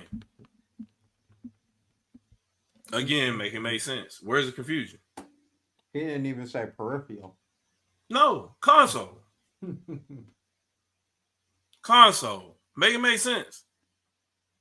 So he's talking about Kid Icarus Uprising. Well, I don't think this ever happened, but he's talking about them interacting. Mr. Sakurai suggested then was a specific idea to make Smash Brothers for both Nintendo 3DS and Wii U to make it work together on both platforms. Okay, Well, since his team is still involved in the final work for the Kid Icarus, maybe I shouldn't go into any details today. But I think I have just promised you that Smash Brothers will be developed for Nintendo 3DS and for Wii U, and that the software will work together in some fashion. Of course, this is a product for the future. But here in LA, there is Wii U software to play this week. Let me call Reggie back onto the stage and ask him to explain. So this isn't just Nintendo. So now we get to show the third-party stuff, right? Because we're worried about the graphics. If it's a new console, if it's just an add-on, how does it produce graphics?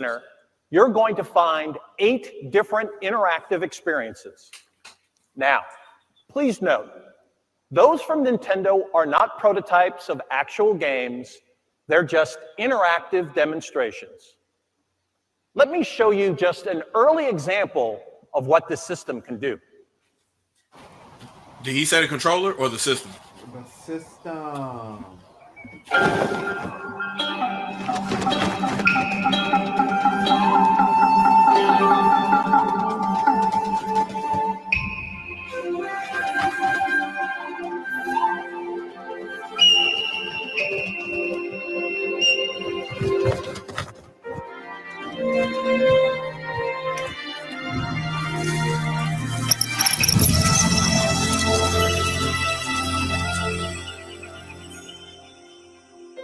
PS5 graphics, if I ever seen some. We going in, ain't it? I'm just saying.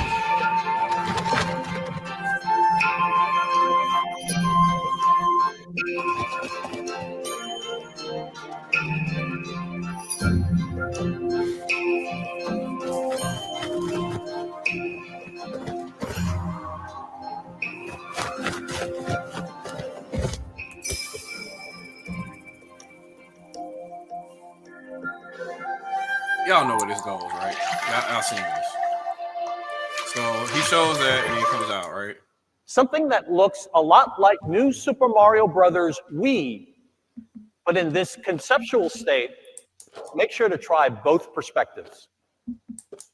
In the Lego series that sold over 60 million copies in North America. So here, like once we saw the new console together with the new controller, my mind immediately started racing to what we can do with this in the world of sports. And there was total shock and amazement, from the team. I call it the Swiss Army knife of controllers. It does absolutely everything you could want. This new controller really revolutionizes the traditional pad. Connectivity, advanced graphic, an engaging interface. The ability to have asymmetrical gameplay. So one player can be doing one thing, one other player can be doing something else on the TV. 友達の対戦やってるのを阻害せず、隣の友達が別の画面を持って楽しむこともできるし。A full console experience that's getting streamed. I have a little headphones. My wife will be asleep, and I put in headphones and play a full hardcore. Why would Ken Levine say a full console hardcore experience? Why would he say that if this is an add-on to the Wii? Third party. I'm trying to Well, he was on Nintendo's payroll at this particular time for this particular statement. They wrote him a check. Now clearly, a lot of this ended up being vaporware. Madden did release on Wii, and a couple of EA games did, but you had that same guy to just talk about their unprecedented relationship with Nintendo canceled Far Cry 3 while it was sitting, waiting to go gold. You mean Crysis 3? Yeah, Crysis 3. I'm sorry. It was done. Just waiting for it to go gold. But you got developer, you got Warren Spector here. You got all these different guys. This dude said this is the first time a game will be released on Nintendo. That's talking about Tekken, I believe.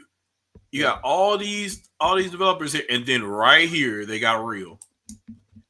This is what's crazy to me, because if you say it's an add-on to the Wii, please explain this video. Sizzle reel.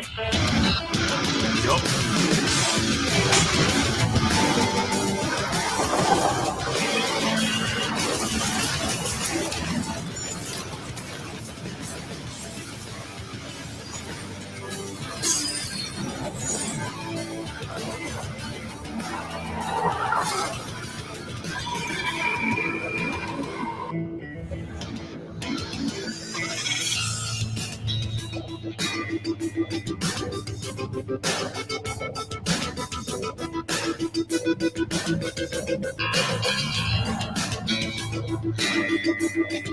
That's Wii graphics right there.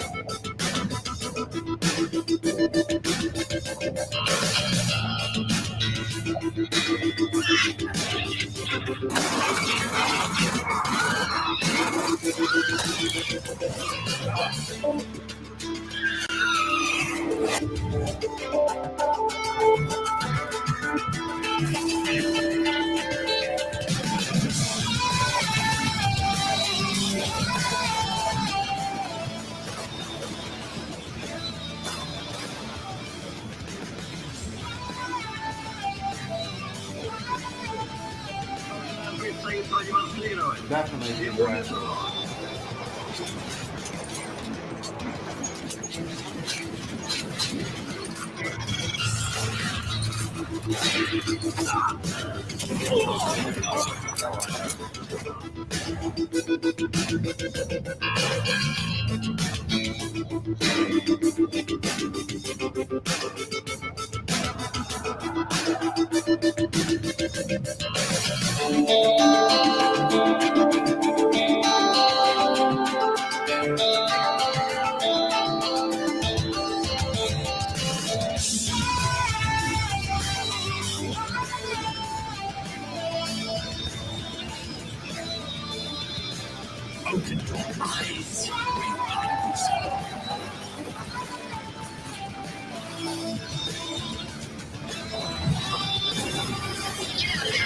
Graphics, the bag of talk.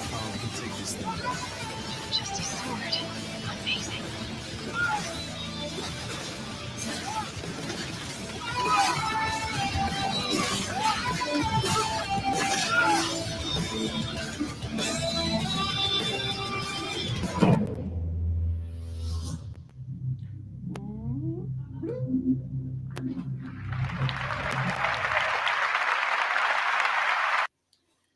So, did you notice the applause?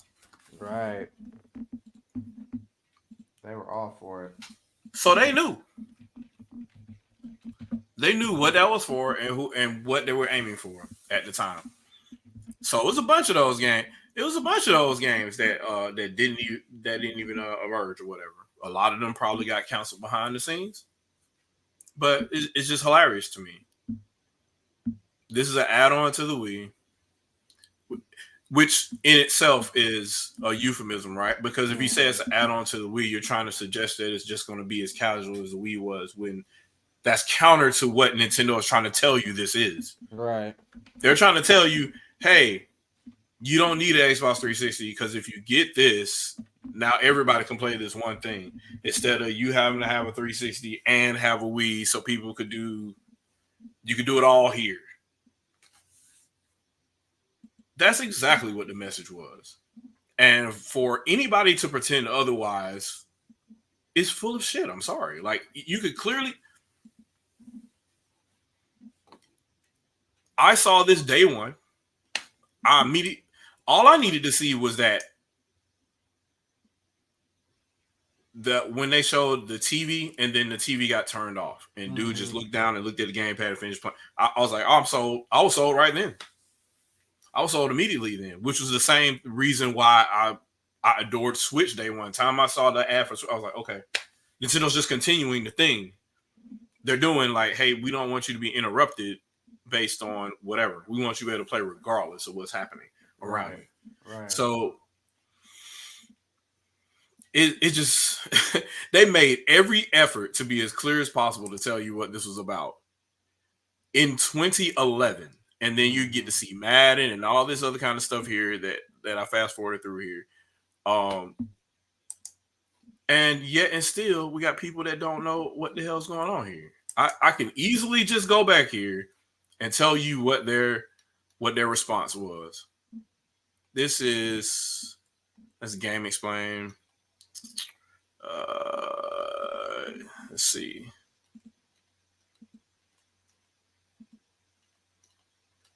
Huh. Interesting. So IGN is probably about the closest we got, but then these are the Nintendo. Well, Christine Steimer's there, so I guess this would be an interesting enough video to see here. But just to see what the right is, mattress makes everything even clear. though I know exactly where my passport is. I hate these The right ads. mattress. So Rich, I mean, I think he works for Nintendo now. What's up, everybody? Welcome to E3. But you get a I'm here gist with of the what they're about to powerhouses say. of IGN, every executive editor for every channel. Greg, Christine, Rich, Sony, Microsoft, Nintendo, and we're going to decide who won E3 right now. Christine, tell me about Microsoft. What did they do? Well, they had Halo 4, which was a big announcement. However, they did accidentally leak it right before the conference, so it sort of took a little bit of the wind out of their sails. They also had Kinect there, of course, but most of that was pretty underwhelming. Dance Central 2 is still the best Kinect game. Surprise! And then it just sort of went. They tried to like integrate Kinect into the hardcore games with Mass Effect and Ghost Recon. Could work, but it's Do still. you really want to play like shooter games, being like pew, pew, pew? Spoiler, it didn't work. I mean, the voice commands for Mass Effect were Right. fine, and Ghost Recon gun reassembling was kind of cool, but at the same Just like time, that. it Just like that. wasn't super compelling. Yeah. Right. So, they did some things well, and they did some things not so well. And they also had Modern Warfare 3. Yeah, it's not bad. Yeah, All right, so we agree. Not so bad. We agree. Microsoft sucked. They did not win E3. They did not win E3. That's harsh, I don't Greg. think they That's sucked. harsh. I know, but it was just, hey, here's a whole bunch of Kinect stuff. That's all. Okay, we can say that. We want excitement. We want announcements. I don't want to do this and throw this. Yeah, don't That's leak right, your big Blackwater, announcement I'm before talking the about show. You. I played you. Yeah. Oh, for the comment in the chat, Christine Steimer was a huge writer at IGN. She wrote the majority of a lot of the Xbox in general articles during that time frame. I want to say for about a year or two before this. So she was a big writer at the time. And I guess they eventually made her head of something. So she's here now giving her opinion on whatever they assigned her to. So, but she's not a huge stan like this guy is to the left here, who tried to bash Wii U in front of Shuhei Yoshida, and he clowned him in real time. It was hilarious. But we talk about that all the time on the Winging It podcast. But yeah, this guy to your left here, he went with his Mizu shirt, went to talk to Shuhei Yoshida and talked about how he hated the Wii U so much. And Shuhei Yoshida told him, "I don't know what you mean by that. I own 2 Wii U's." And he just looked confused and puzzled. And that was pretty much the end of that. But let's hear what they say here, and we'll go from there. I know what's up. Anyways, for Sony, they were the next, in the conference lineup as far as for the big. Kind of funny games for those that may not be old enough to remember this guy. 3. It was somewhat similar to Microsoft in the way of, oh, okay, we knew all this. Sony didn't come out and have a giant announcement. They had a really, really strong show. They had a great lineup. They, NGP is now the PlayStation Vita. It costs $250 or $300. In case you didn't know, Uncharted 3 is amazing, but everybody knew that. We knew that coming in. There's a Sly 4 game. We knew that. Sly's out now. It's great. So it was this weird, combination of a whole bunch of cool announcements, Rich, but it wasn't like, oh my God, there was no moment in that conference when you're like, oh, I can't believe they said that. Yeah, I mean, Maybe actually the PlayStation Vita being $250. I think that's what we all rumored about it before, though, right? We knew but that the name confirming had it, been leaked. Sony has been notorious for overpricing everything. So Yeah, that's why they're not doing. That's why it's forever for the PS3 to get off the ground. I was actually there at the show. I mean, at the conference, and I mean, the 2 extreme reactions were price, yes, and then AT&T, no. Oh yeah, I have never heard. I've never heard a boo. That. Yeah, it was I've never, dead quiet, and they laughed out loud and booed for like AT&T taking over 3G. That was rough. That was so Rich, similar to you, I watched the Nintendo conference from somebody who was in the audience, got to hear the orchestra for like 20 minutes. What did you think? Yeah, I mean, the big thing, Wii U, right? Nintendo's new home console due out in 2012. And, I mean, name-wise, that was the big thing we didn't know. And it's fine, I mean, it's continuing the Wii branding, and that's what they sort of really dominated with for the past several years. So makes sense to keep that there. Yeah. Smash Brothers got announced for 3DS and Wii U. And they showed so much awesome footage of it. It was great. Yeah. It actually hasn't even started production yet. So a little bit of look forward to that one in 3 years. Quite some time. Yeah. But Greg Miller is hilarious, man. That dude, and not for being a comedian, but he's hilarious for all the wrong reasons. But he already has this thing anyway. But I'll continue. The actual Wii U is really, really cool. So as we all know, as we've been reporting, the controller actually has a screen in the middle of it. Kind of changes the way you play games. And then they also announced a huge amount of third-party support, including Batman. And now, are you excited about that?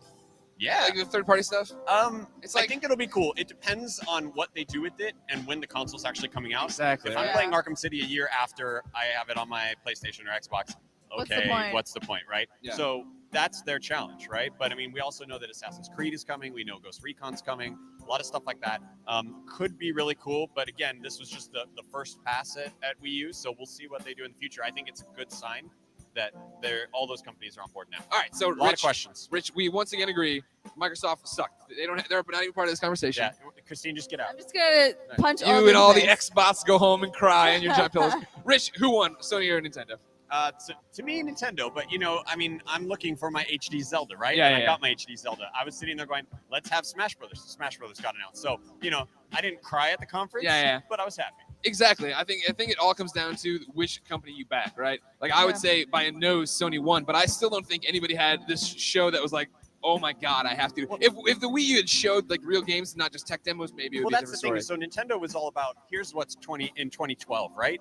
And Sony seemed to be like, here's what we're doing right now. Uh-huh. Like I don't have anything to play on my Wii outside of Zelda, right? Yeah. Right. 3DS was pretty strong, by the way, but like. That's it. Future versus present, I think. Future versus present. That's a good way to go. Ladies and gentlemen, it's been an awesome E3. Thank you for joining us. So notice who was realistic about the entire thing. Rich, the resident fanboy. So he's the designated Nintendo fan since he covers Nintendo or whatever, and he actually is a Nintendo fan. But he's more realistic about the situation than at that point. And he gave his take and just said, hey, look, well, yeah, these third-party games aren't any good if I already played them elsewhere or whatever. Which is fine. Notice Greg's take and how he tries to egg everything on too. He's already got that stance. And yeah, let's just put it this way. His attitude permeates throughout everything there during that time. And I'll just say it, IGN from 1999 onwards, basically you basically paid a whole bunch of fanboys to spread what they feel and get paid for it. That's effectively what happened.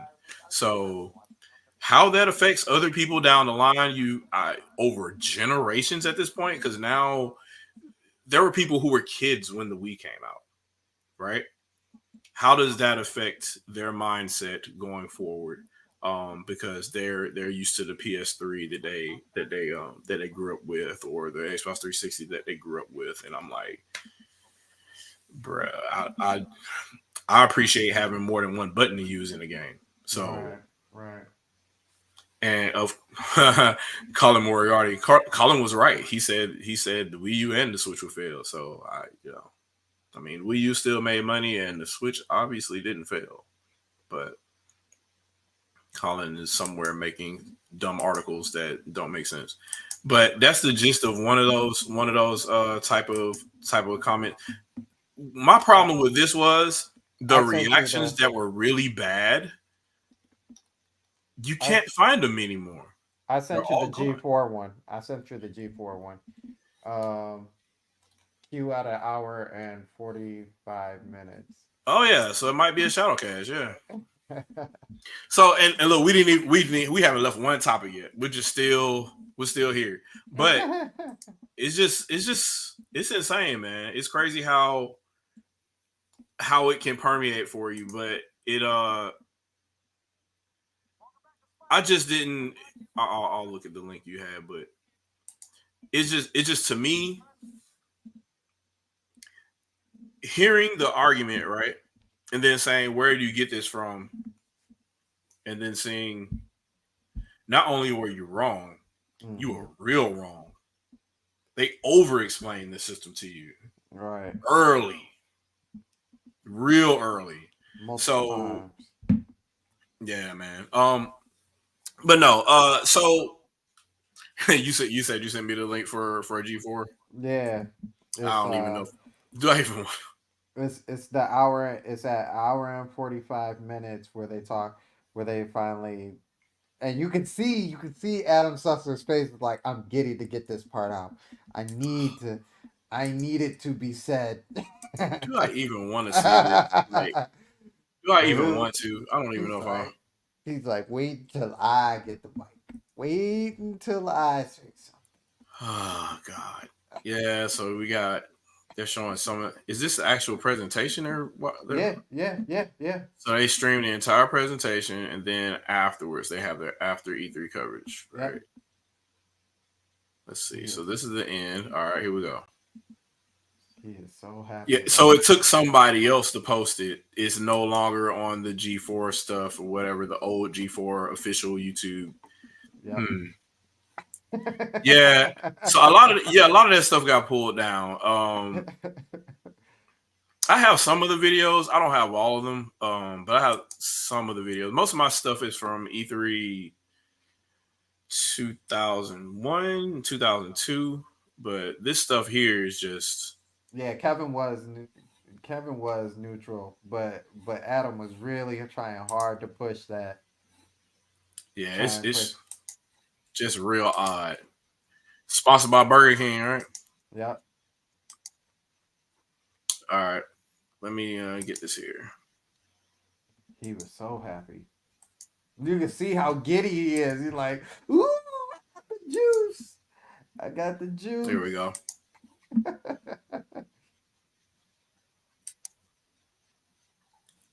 Just a second here. We'll pull it up.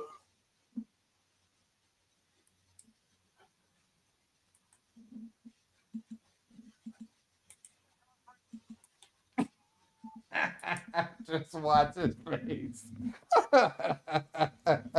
Off camera, we were still having a discussion about whether or not this is a new console or controller, and this is more because Nintendo wasn't saying the word console, but it's high def, so it's got to be one, right? You know, I'll tell you, it sort of reminded me. I was at the. Hold on. Let me do that again. Look at the setup. G4's live coverage of E3 2011 spotlight on Nintendo. Funny how Adam Sessler was the one that started all this misinformation. It's he's ready. So painful. Look at how he was ready to try to fuck everything up. He's like, I got it. I'm here. Like, I got a chance to try to take out a giant. Spotlight Nintendo brought to you by Burger King. Yeah, we're back in the ready. Nokia Theater, bathed in the post-press conference, confused afterglow. Yeah, obviously, we're not the only ones. I think just about everybody who's walking out of here. Hold up, pause. No. Nope. He set it up that way. They intentionally went in to mess everything up because there is no way if you paid attention to everything that was said there, and they said console multiple times. Yeah, there's no way you Afterglow. He set it up. Yep. Mm-hmm. So, and this is what I'm talking about right here. This is what I'm talking about. Witnessed on stage. The significant thing is the announcement of what was once called Project Cafe that is now called Wii U. Pause for a second. Off camera, we were still having a Pause for 1 second. Cafe. The worst part of this is we know he touched the actual machine before this happened. Exactly.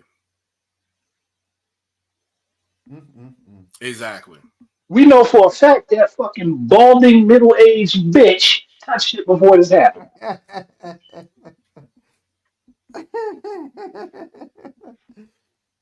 Wow. Pushing the narrative. Yeah, this is narrative pushing, and you are not. This is fucking video games, man. You wouldn't expect this here. From this point forward is where all of the confusion went down. It was from this exact stream right here.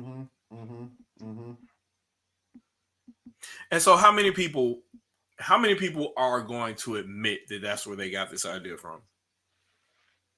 Not a lot. That's the problem. Yeah, that's the problem. That's the problem right there. So, to anybody that's new, that's coming in right now, we damn near watched about an hour of this entire presentation that's playing right now. And for all intents and purposes, if you walk away from this not knowing that this is a new console, you're pretty much an idiot. Mm-hmm. And yet the first thing they're going to do is serve up the question, is this a console? Is this a new system? What is Nintendo doing? We don't know who this is for. They literally told you who it was for.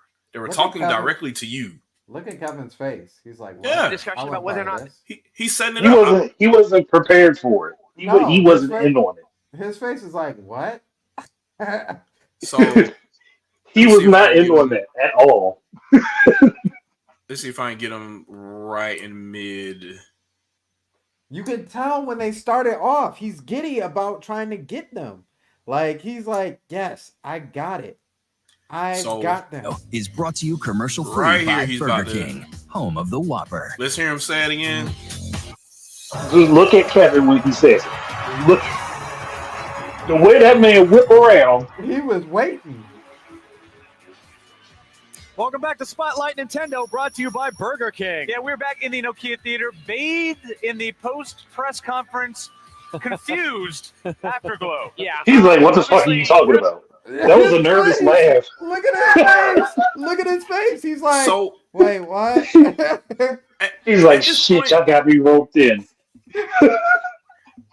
I'm mad at Blair at this point because he's in on it. He set it up. He pitched it.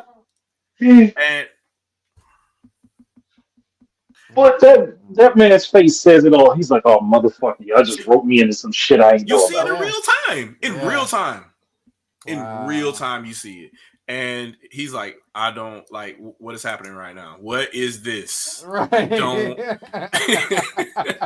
I didn't He's sign like, up for this. He's like, y'all about to lie right quick? Like, y'all just saw this and y'all gonna lie?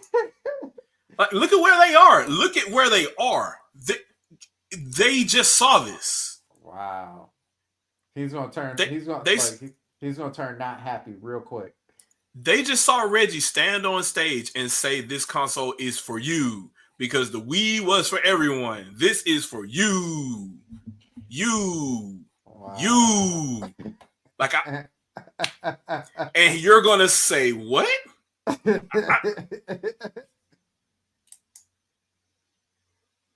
I bet We're not the only ones. I think just about everybody who's walking out of here is talking about what we just witnessed on stage. The significant thing is the announcement of what was once called Project Cafe that is now called Wii U. Off camera, we were still having a discussion about whether or not this is a new console or controller, and this is more because Nintendo. You see that? So it's got to He be. was like, He he was like, wait, hold on. He had that wait, hold on. Hold on, and he's he like, was "What you just talking about?" Yeah. Wait, hold. Okay, I'll wait. Wait, hold on. Wait a minute. Hold on. Okay, whatever. So, and when I say that there's a narrative, right? When I say there's a narrative, people are like, "Oh no, you just conspiracy theories. You just coming up with like, bruh, how do you go from the 30 minutes or 30, maybe 40 minutes that we just played to watching what this shows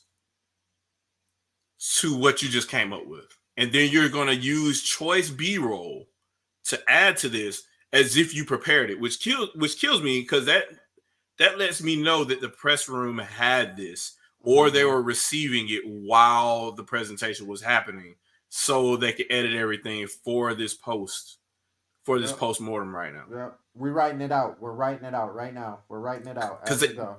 They had to cut it together to do this. Yeah. So it's at the iPad announcement. Same vibe. Everyone's like, "What is that? I don't understand." Like, I'm confused about what. I think it's one of those things that looks like you just really need to get your hands on it and play with it to really get a concept of what it is, and then you can define it. Right. And I think maybe we should focus on what they said it's not. It's not a portable games device. Right.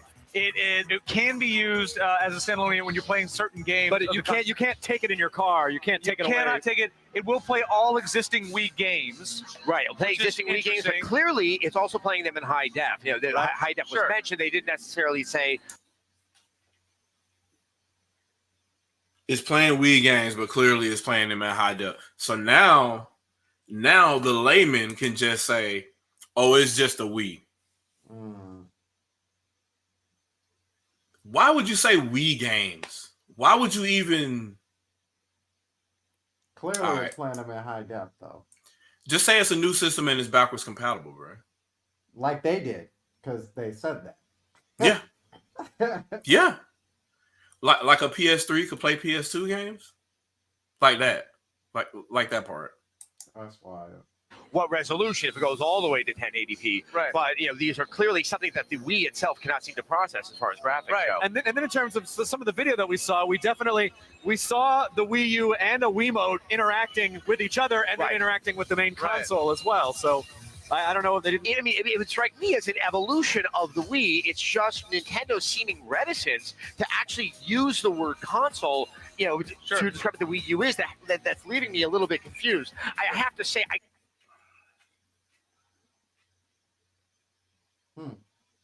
So they tell you it's a console, and that leaves you confused. I don't know how that's a console. Industry veteran Adam Sessler. Tech TV journalist Adam Sessler.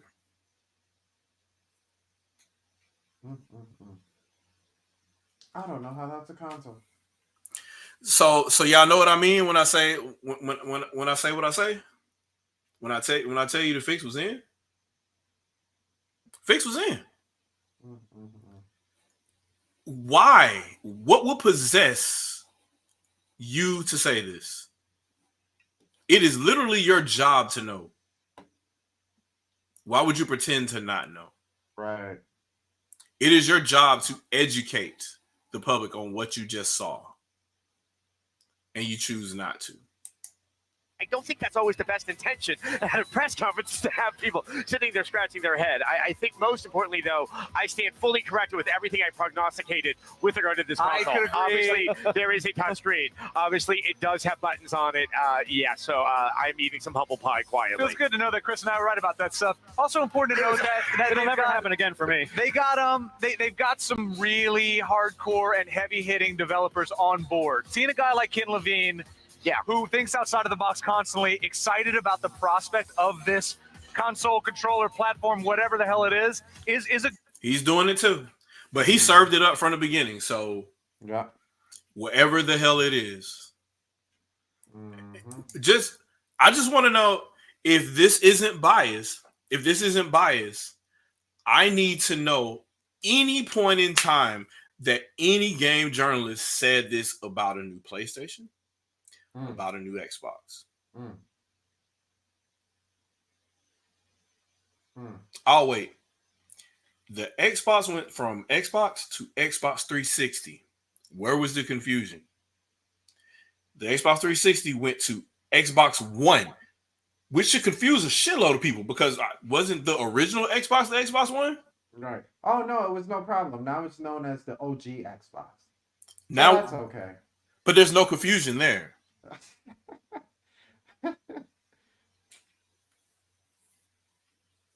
Then we went to the Xbox Series. Don't forget that. No, I will admit, I was definitely confused when we went from 360 to one. I'm like, the hell are you trying to do? Right. You could have. Are we going backwards? Could have at least went 720 like everybody was guessing. Well, shit, hell, even if you do that, do 540. Half step. They killing me with that. Like I mean, 360 is one. It's one full revolution. Whatever. But you don't see this. You don't see this for anybody but them. And let's not get it twisted. They tried to do this for Switch too. Yeah, they definitely did. They definitely did. They tried doing the same thing. Oh, well, they're doing the. Oh God, and it's a portable, and it's not really a console. Well, it's not really swinging in the same. Well, then it's not a direct successor, and it's just another Nintendo handheld. Or it's only got 32 gigs of storage. That you can't really store anything on that. It's a mid-gen refresh. I would love to know how a mid-gen refresh is not compatible with any of the hardware and software from the console that was already out. I just want y'all to see this. Thank you for posting this because I probably still would have been digging looking for this one, but this isn't the only recap that was like this. This wasn't the only one, and there are multiple podcasts after this from these outlets as well, regurgitating the same shit. Yep, wild. But see this, and I guess that's why I love why G4 is no longer existent. Is because this was, from a lot of people, the main source of where you were getting your information in the because first it was place. on TV. Yes. Yep. And so like I would even say even back then when this presentation came through, We'll pop like it out. I was in total disagreement with them anyway. Like I saw the system. Like I even had to go back. Like, did I not see the system? No, it was there. They showed the system a couple times. So like, how are they confused and I'm not confused and I'm younger than they are and they don't understand. But anyway, but it's it's wild that you know it, they were the kings of the world on where you would get your information from, and because of that, whatever they said really did dictate. And journalism back then is like the reason why journalism is what it is right now. Like, we hear the who was the guy who pushed the whole Switch Pro, and Numerous journalists. and because one person pushed it and they heard it, then other journalists jumped on that story, and then it gets spread wide to make it sound like, oh, a whole bunch of people actually heard this.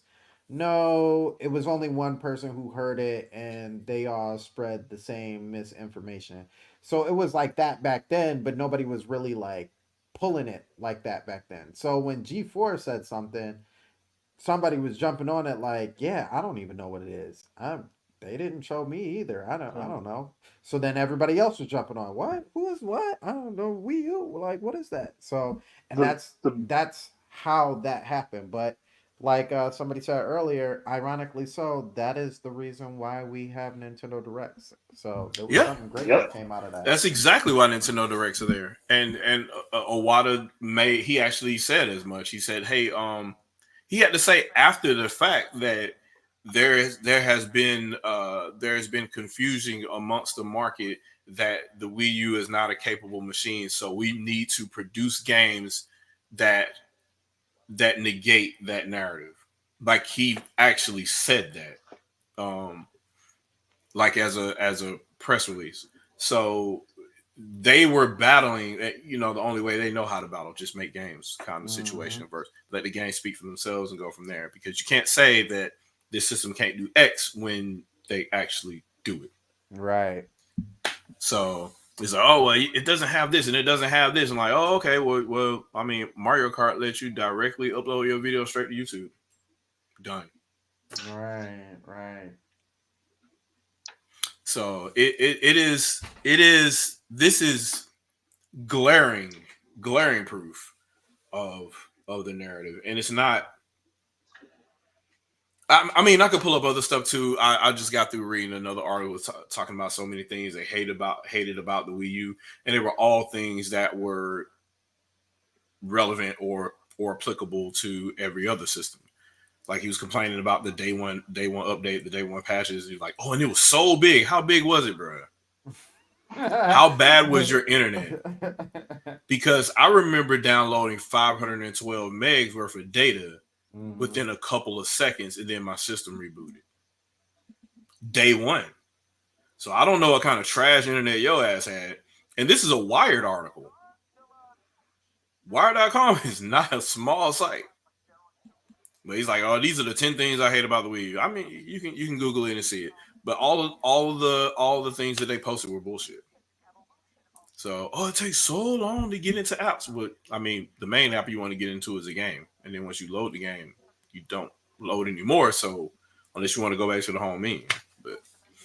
And then of course that after updates and whatnot, that got even faster. And then you can jump directly into a game and you don't even got to go to the system menu if you don't want to now. So, just one of those things. They were trying to kill it. And that was an article in 2012 because it was one of the day one articles bitching about the system. They were trying to kill it. Day one. So, and don't help them about the Game Journal Pro stuff coming out. What, like 2 years later? Too. And they clearly collude. Just imagine. I remember a time where every journalist would say intuitive controls. Like, why are we copying each other with our verbiage? All of y'all went to liberal arts schools. You know what a thesaurus is. Y'all don't have to say the same thing. And my thing about that is, like, you also know what the Hippocratic Oath is too. and you choose to violate it, for what?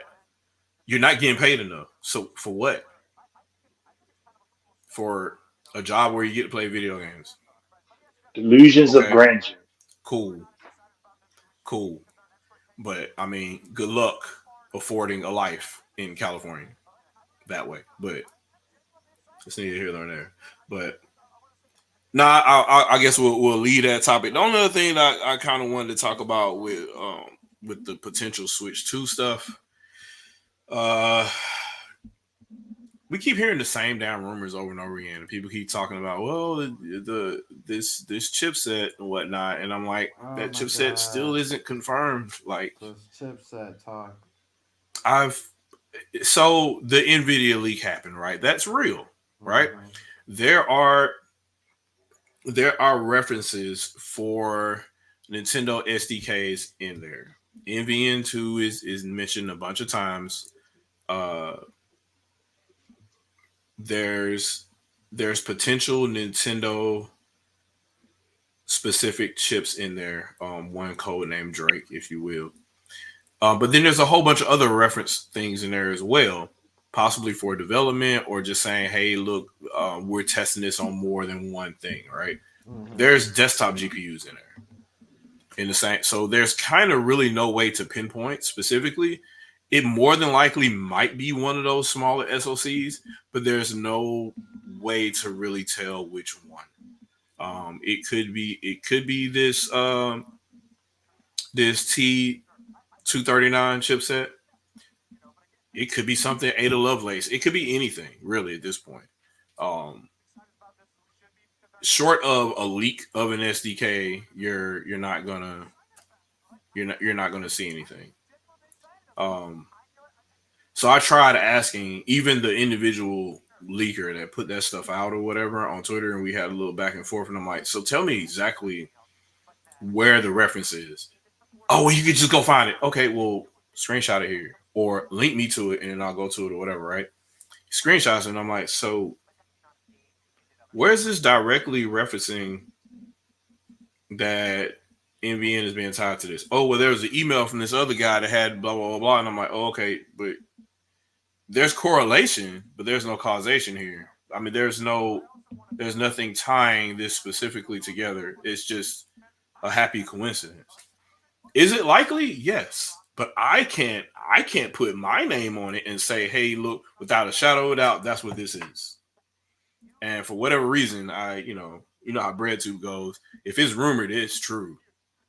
So I don't know, man. I guess that'll go the way of the Wii U supporting 4 screens and the Switch having PCIe 4.0 in it and Magic SD cards and all this other kind of foolishness. I don't know, man. Exo screens. All that stuff never appeared, never materialized. So I take all that stuff with a grain of salt. What I will say, it is highly likely that Nintendo is still partnering with Nvidia. It just makes all the sense in the world. So expect another SoC from them, I'm sure. As far as what you might actually get, though, your mileage may vary. All I know is this: Nintendo's actively developing games for it. You will have some increase in perceived performance. Again, your mileage will vary. And it doesn't matter whether or not it's more powerful, and that means you're going to get more games, because that means the developers have to actually change their attitude. Because I say this, and I stand on my soapbox and say this multiple times. Nintendo could have the most powerful hardware on the market. It still won't get those games. Those games that you want there, it still won't get them. Because eventually you'll learn by what I'm saying that it's a business decision and it's not technology. Right. It's not specs. It's a business decision. If you don't believe me, look at GameCube. GameCube can run Grand Theft Auto. GameCube can run every other shooter that was available during the time of the Xbox and the PS2. Yet there were some that weren't there. Oh, well, the discs were too small. Multiple discs. I mean, look, they ain't had no problem putting certain games on multiple discs on the Xbox 360, which came afterwards. So that's not an excuse. PS2 Final Fantasy game. Man, come on. PS1 Final Fantasy 5 discs. Hold on. 4, 5, 6 discs. Hold on. I got you right here. I got you There right it here. is. Star Ocean. There it is. Discs for days. Make Look it at make that. sense. Would you Make it look make at sense. that? Would you look at that? Resident Evil 2 was 2 discs on GameCube. Too easy. Did it kill your experience when it said, "Hey, you made it to the end of this chapter. Switch this"? Were you completely? Some people got more. It killed Some your people got immersion. more excited. Yeah, did it kill your immersion? I think not. They just, oh my god, man, that's just yeah. And the people that think that a PS3 and 360 are stronger, we like get out of it. I still don't get how anybody taught that, but I get how people think that because teams weren't given the same development resources for the Wii U as they were for 360 and PS3. So it meant that at times the Wii U ended up having more resolutions than either one of those because they weren't given the same time to develop games for. Exactly. Yeah, well, JB is talking about true crime. Yeah, true crime. Other open world games are on there too. Like I mean, it's cartoony, but Simpsons Hit and Run was an open world game. Yeah, it wasn't. Oh, with the bandwidth of the PS2. Yeah, PS2 had the highest bandwidth of between all three platforms, but it didn't matter because games still came to Xbox. So it seems to me like it was money. So because it wasn't specs at that point because now games magically fit. Also, PS2 was the weakest platform, but yet it was lead platform on just about everything.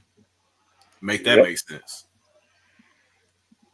But we can't take that and apply it to Wii U or Switch. Especially Switch because it is literally lead platform in the market. So why isn't it developers lead platform? It was pretty obvious within like the first 2 years that Switch was something special and developers should probably focus on it. All of their focus should have been on that platform and then port to the other two. They can be 4K or whatever the hell you want them to be, or 1080p on PS4 or whatever you want. 720p strong on Switch. Build your game for 720p on Switch. Right there. Go. Then port them up to everything else and add whatever little things you want to add to them. Oh, it has extra ray tracing on the PS5 version. Cool.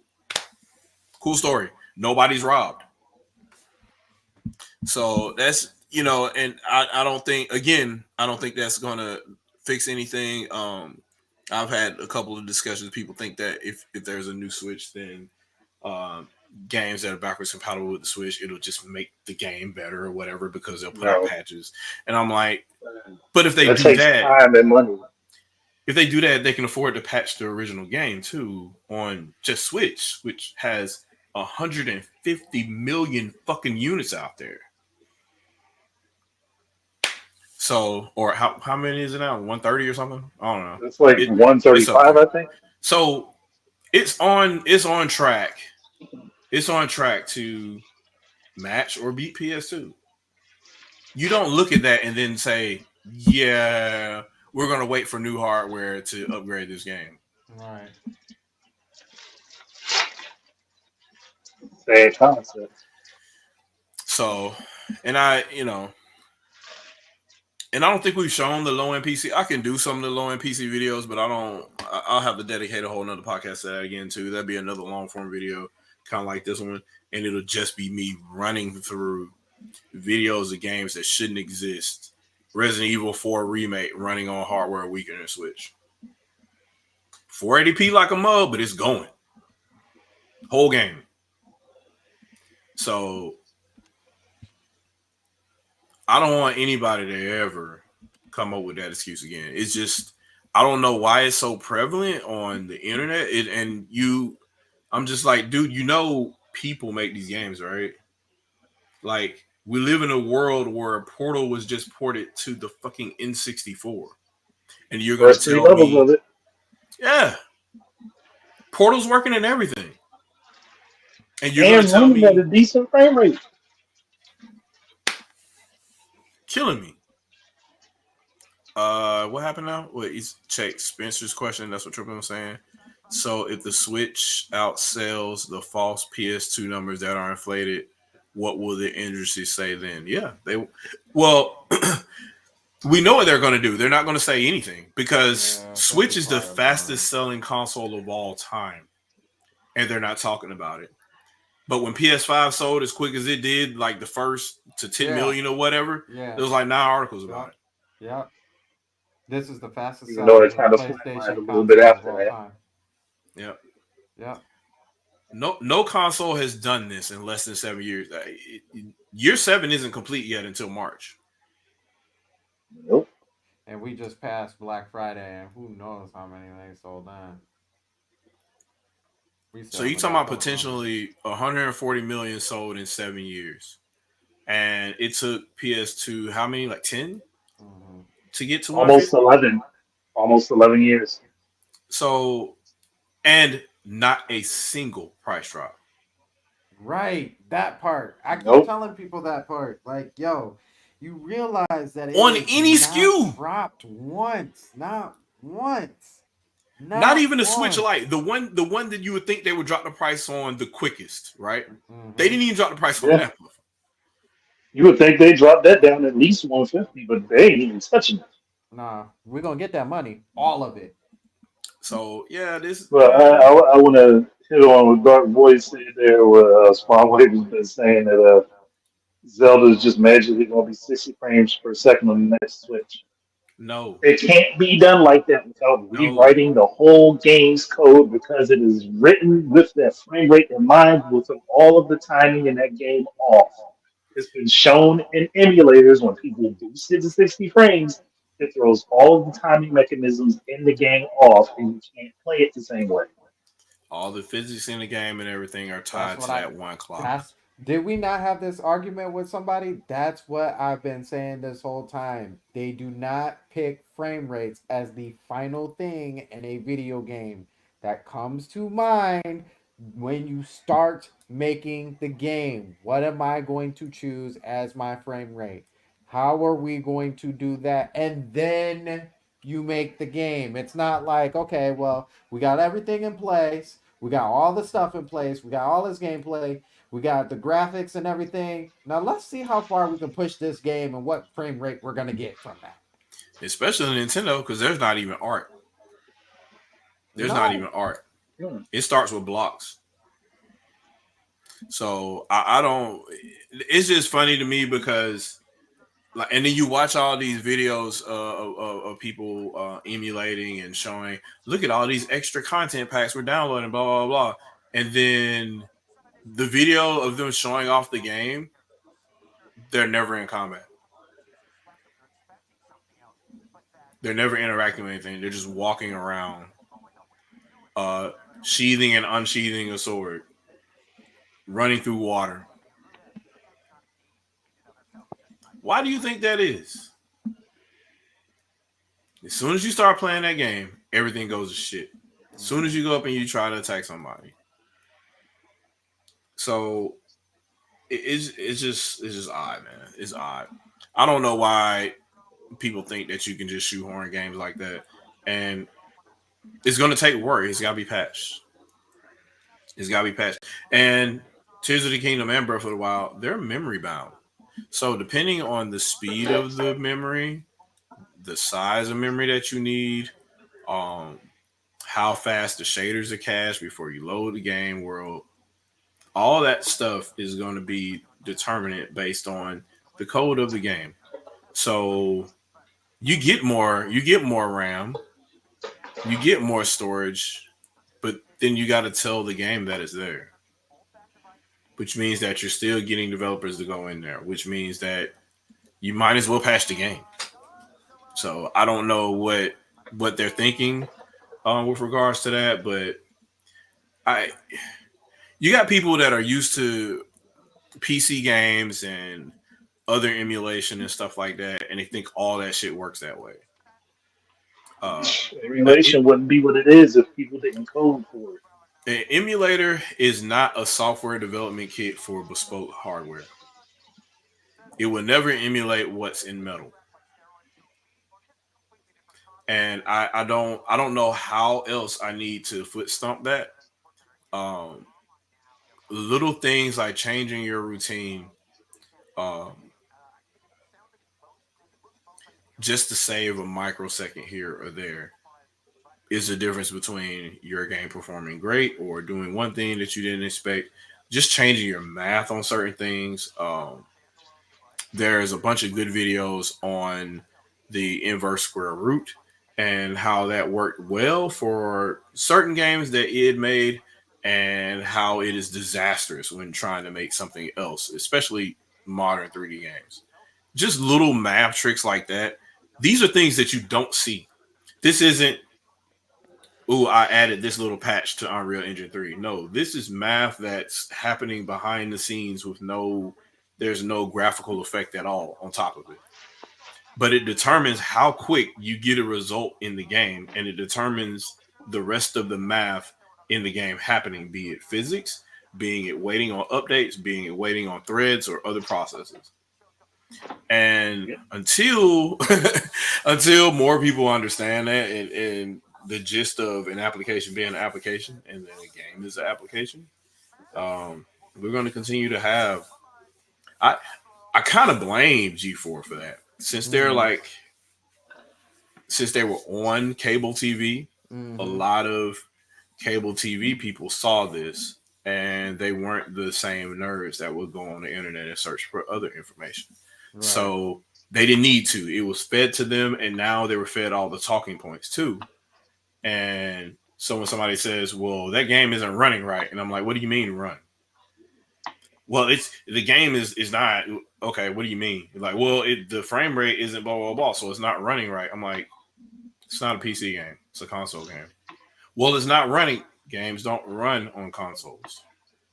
They're developed for consoles, specifically bespoke. They have their own drivers. They have their own ShadowCast. All that shit loads independent of anything else. So, what do you mean by run? There aren't thousands of settings for that one console. It's one console. It's a target. And I don't. Oh God, man. I guess. Call me past new gamer instead of modern vintage gamer. I guess. I'll talk the new stuff with the perspective of the past instead of trying to, I don't know, talk about the new emulation all the time. Yeah, but that's kind of the gist of it. I don't know how else to suggest that the bias that, well, not just Wii U, but GameCube all the way up to Wii U had. It's just weird that people really want to pretend that didn't happen. And Switch 2 is gonna be whatever it's gonna be. I don't know. I don't know what you guys are expecting, but I'm just expecting more Nintendo games, man. That's all I'm really expecting. So that's just all I got. Other than that, I can read a couple of comments, and unless you guys got anything else. I mean, I agree with you. To be honest with you, at this point in time, I think new console for Nintendo really depends on how much the sales have really slowed down. I think if it's getting to a certain point, I think they'll be like, okay, push that button. But man, the closer and closer they get to that number, and you know that's the number they're going for. Like, we're going to beat that number. Like, that's, I don't care what we're going to beat that number. If we have to keep this out for another 3 years, that number is going to get beat. So I think it's really indicative on what the sales and stuff are looking like at this point. If we get a new console, so I would say don't. I would say you can't be mad at it, because the ultimate goal is to be the best in the world anyway. you know. But really, really, I think it's down to the games as like it's always been. But I feel like the more and more we go into the years with them, the more and more pressure, fake pressure, if you will, that people are gonna be like, this console is just so dated. Like everything that comes on here now just doesn't work or it doesn't play like how it should. And it's just like, I mean, they can give you the level of power if you want to, that they gave you back in 2017. We can see how that goes because those games were running fine. So if that's the narrative you want to push, they can be like, well, yeah, forget it. We'll just give you that same kind of effort. Put in that kind of effort instead of doing stuff extra. But yeah, I think I would. I mean, I'm a technologist, just like the rest, just like the rest of us winging it podcast people. So like, if Nintendo tomorrow was like new Wii U, I'm be like, I'm all for it. Like, I'm definitely down for it. But I just, the reality is, the closer they get to that number, closer they get to that golden number, the longer it is that we're gonna have to hold out for that. Yep. Because they want, that's more important than let's sell you something else and hope that that gets to that number. So yeah, man. Yeah, I think. Well, that's kind of the other thing I want to point out too. Legend of Josh put on. He said they can't even make proper ports for Xbox Series X, and it's the most powerful console. Yeah, that right there, and that's basically just. It doesn't matter. It doesn't matter what Nintendo does because they're not even going to get the support at all. Right. So it don't even matter. I don't even know why the spec argument is even there. It's not going to give you if you're not getting decent ports. If the industry thought it was okay for Cyberpunk to run like trash on the PS4, and the PS4 is what Sony's second successful console after PS2, or is it still under PS1? I think PS4 sold more than PS1, right? If I'm not mistaken. It's around that. It's around whatever the PS1 So is. yeah, why would you think it's okay to release a shitty version of the game on PS4? And you can't run with the excuse, oh well, the engine ball. No, you're dealing with 1080p, bro. You're dealing with 1080p, and if you have to do 900p. PS4 is overkill for 900p because Wii U is overkill for 720p. So I don't. There's no excuses there. And when you got new hardware coming out right now, and people just really aren't buying games at all for the new hardware. Switch cleaning up. People buying multiple copies of Switch games because they want to keep their physical copy sealed. It's just it's just insane out here. I must say I've subscribed to that a couple of times, but I probably shouldn't. I still haven't opened Bayonetta 3 yet. I have to figure out if I want to do that or not. But no, that's pretty much all I got. You guys, y'all can go ahead and I guess. Well, before we fully close out, I got one last scathing joke to tell. Oh jeez. No, this is it's in line with everything else. But let's just say Nintendo drops tomorrow, out of nowhere. Nintendo drops the most rigidly powerful hardware they have ever dropped, and is the most powerful thing on the planet, even beating out PC, which is a stretch. That is a hell of a stretch. You want to know what the excuse would be for not putting a game on that platform? We don't know what to do with all the power. Even though that's the first thing they keep asking for. We don't know what to do with all the power. Yeah, we're not used to that kind of power. Yeah. And then they would shoehorn a game on there and then be like, oh, there's something is missed with this, whether it's the clock speeds or what have you, or it's always something. You know, it's always something. Yep. Darvora got about to make me do my catchphrase over here. He said the spec argument is because the masses don't play games for fun anymore. Yeah. Exactly. Yeah. Like, why do you care?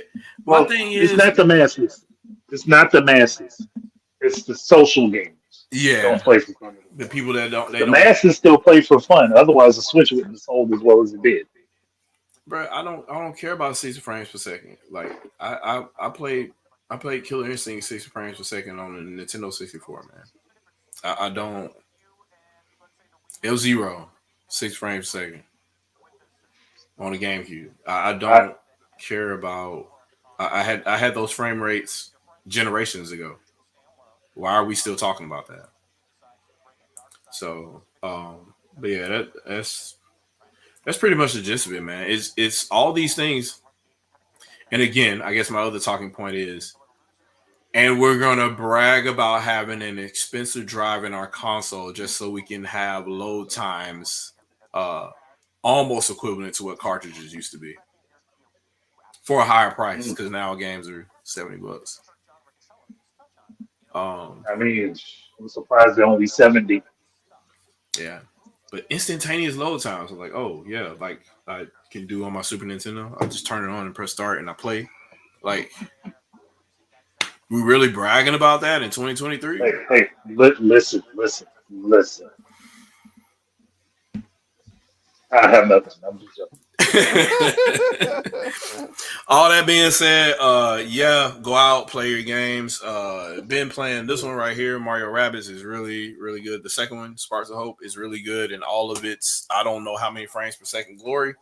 Also been playing what's the name of that game? I keep want to say Bomb Rush Cyberpunk, but it's not that one. It's a Hi-Fi Rush.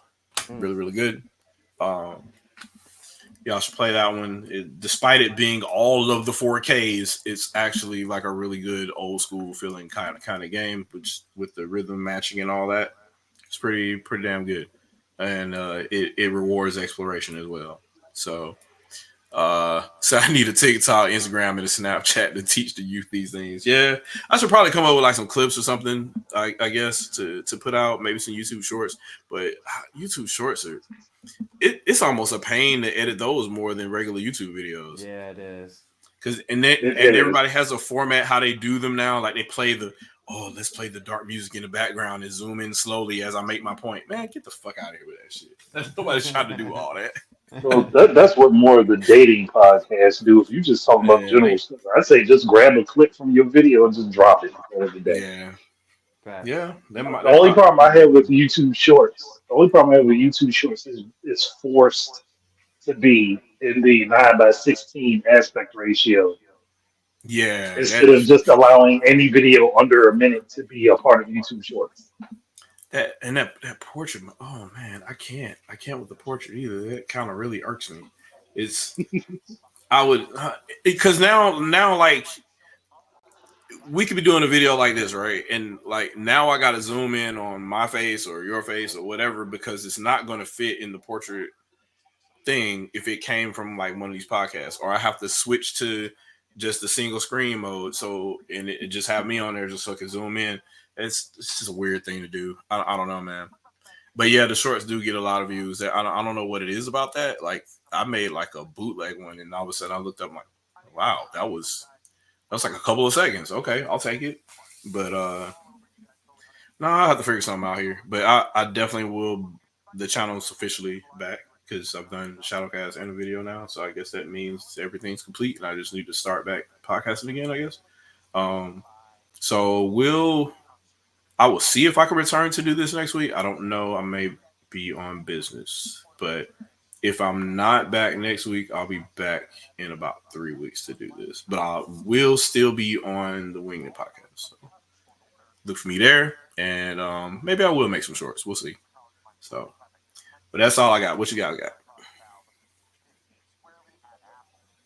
I mean, I have absolutely nothing at the moment other than some not so nice discussions I plan on dropping within the next 2 days. And maybe I will finally get around to doing that video about my full scale desires and wants for Nintendo's next platform that will likely be 80% right. Of course.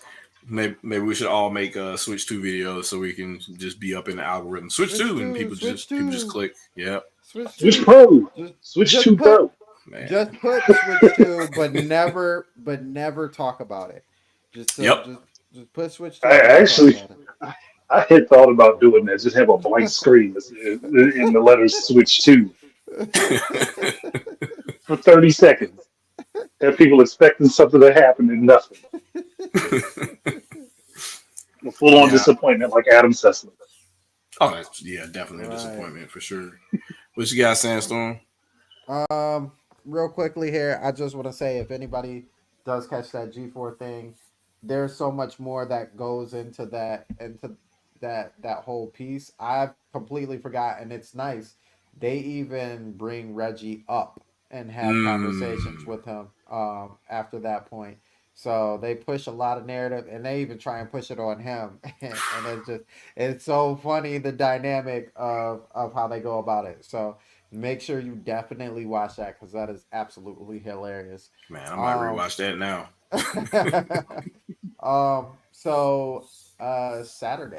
Saturday we have a Stormcast.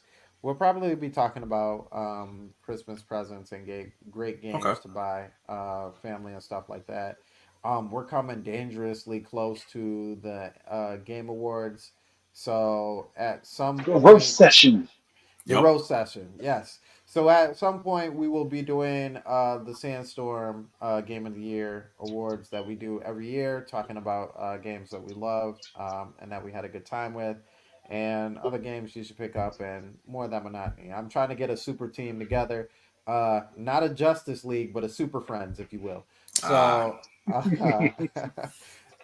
make sure you guys stay up for that. And then I forgot to say, Friday, I believe there is a Vitoverse, or maybe that was last week, but make sure you check out Vito as well, and subscribe to him. And then, of course, on Sunday we have the Winging It podcast with all of us, and Monday is the Jill podcast, which I'm pretty sure they're gonna actually have this week, because Juice was playing a game that I told him that he should have gotten a while ago, and he finally picked it up and was like, "Yeah, okay, this game is good." And I'm like, "No, I told you." Now I have to talk about it. I told you. So, yes. So yeah, but other than that, that's all I got. Make sure you subscribe to all the people's, the whole fam and everything, and hit the like button as well. And thank you for all coming through. I appreciate everybody who was in the comment section. Thank you. Yep. Appreciate y'all. So I guess I am Shadow Fox Infinite Steel. I only exist in this podcast, only exist because Killer Instinct Anniversary Edition finally launched. So when Killer Instinct happens, I appear. Other than that, that's all I got for Sandstorm, Game Idea Guy, myself, Winging the Podcast, Jay, and everybody else. We out. Do you play games to have fun or to impress other people? Peace out. Peace. Later, y'all. And it'll end at some point because, whatever. That's just how this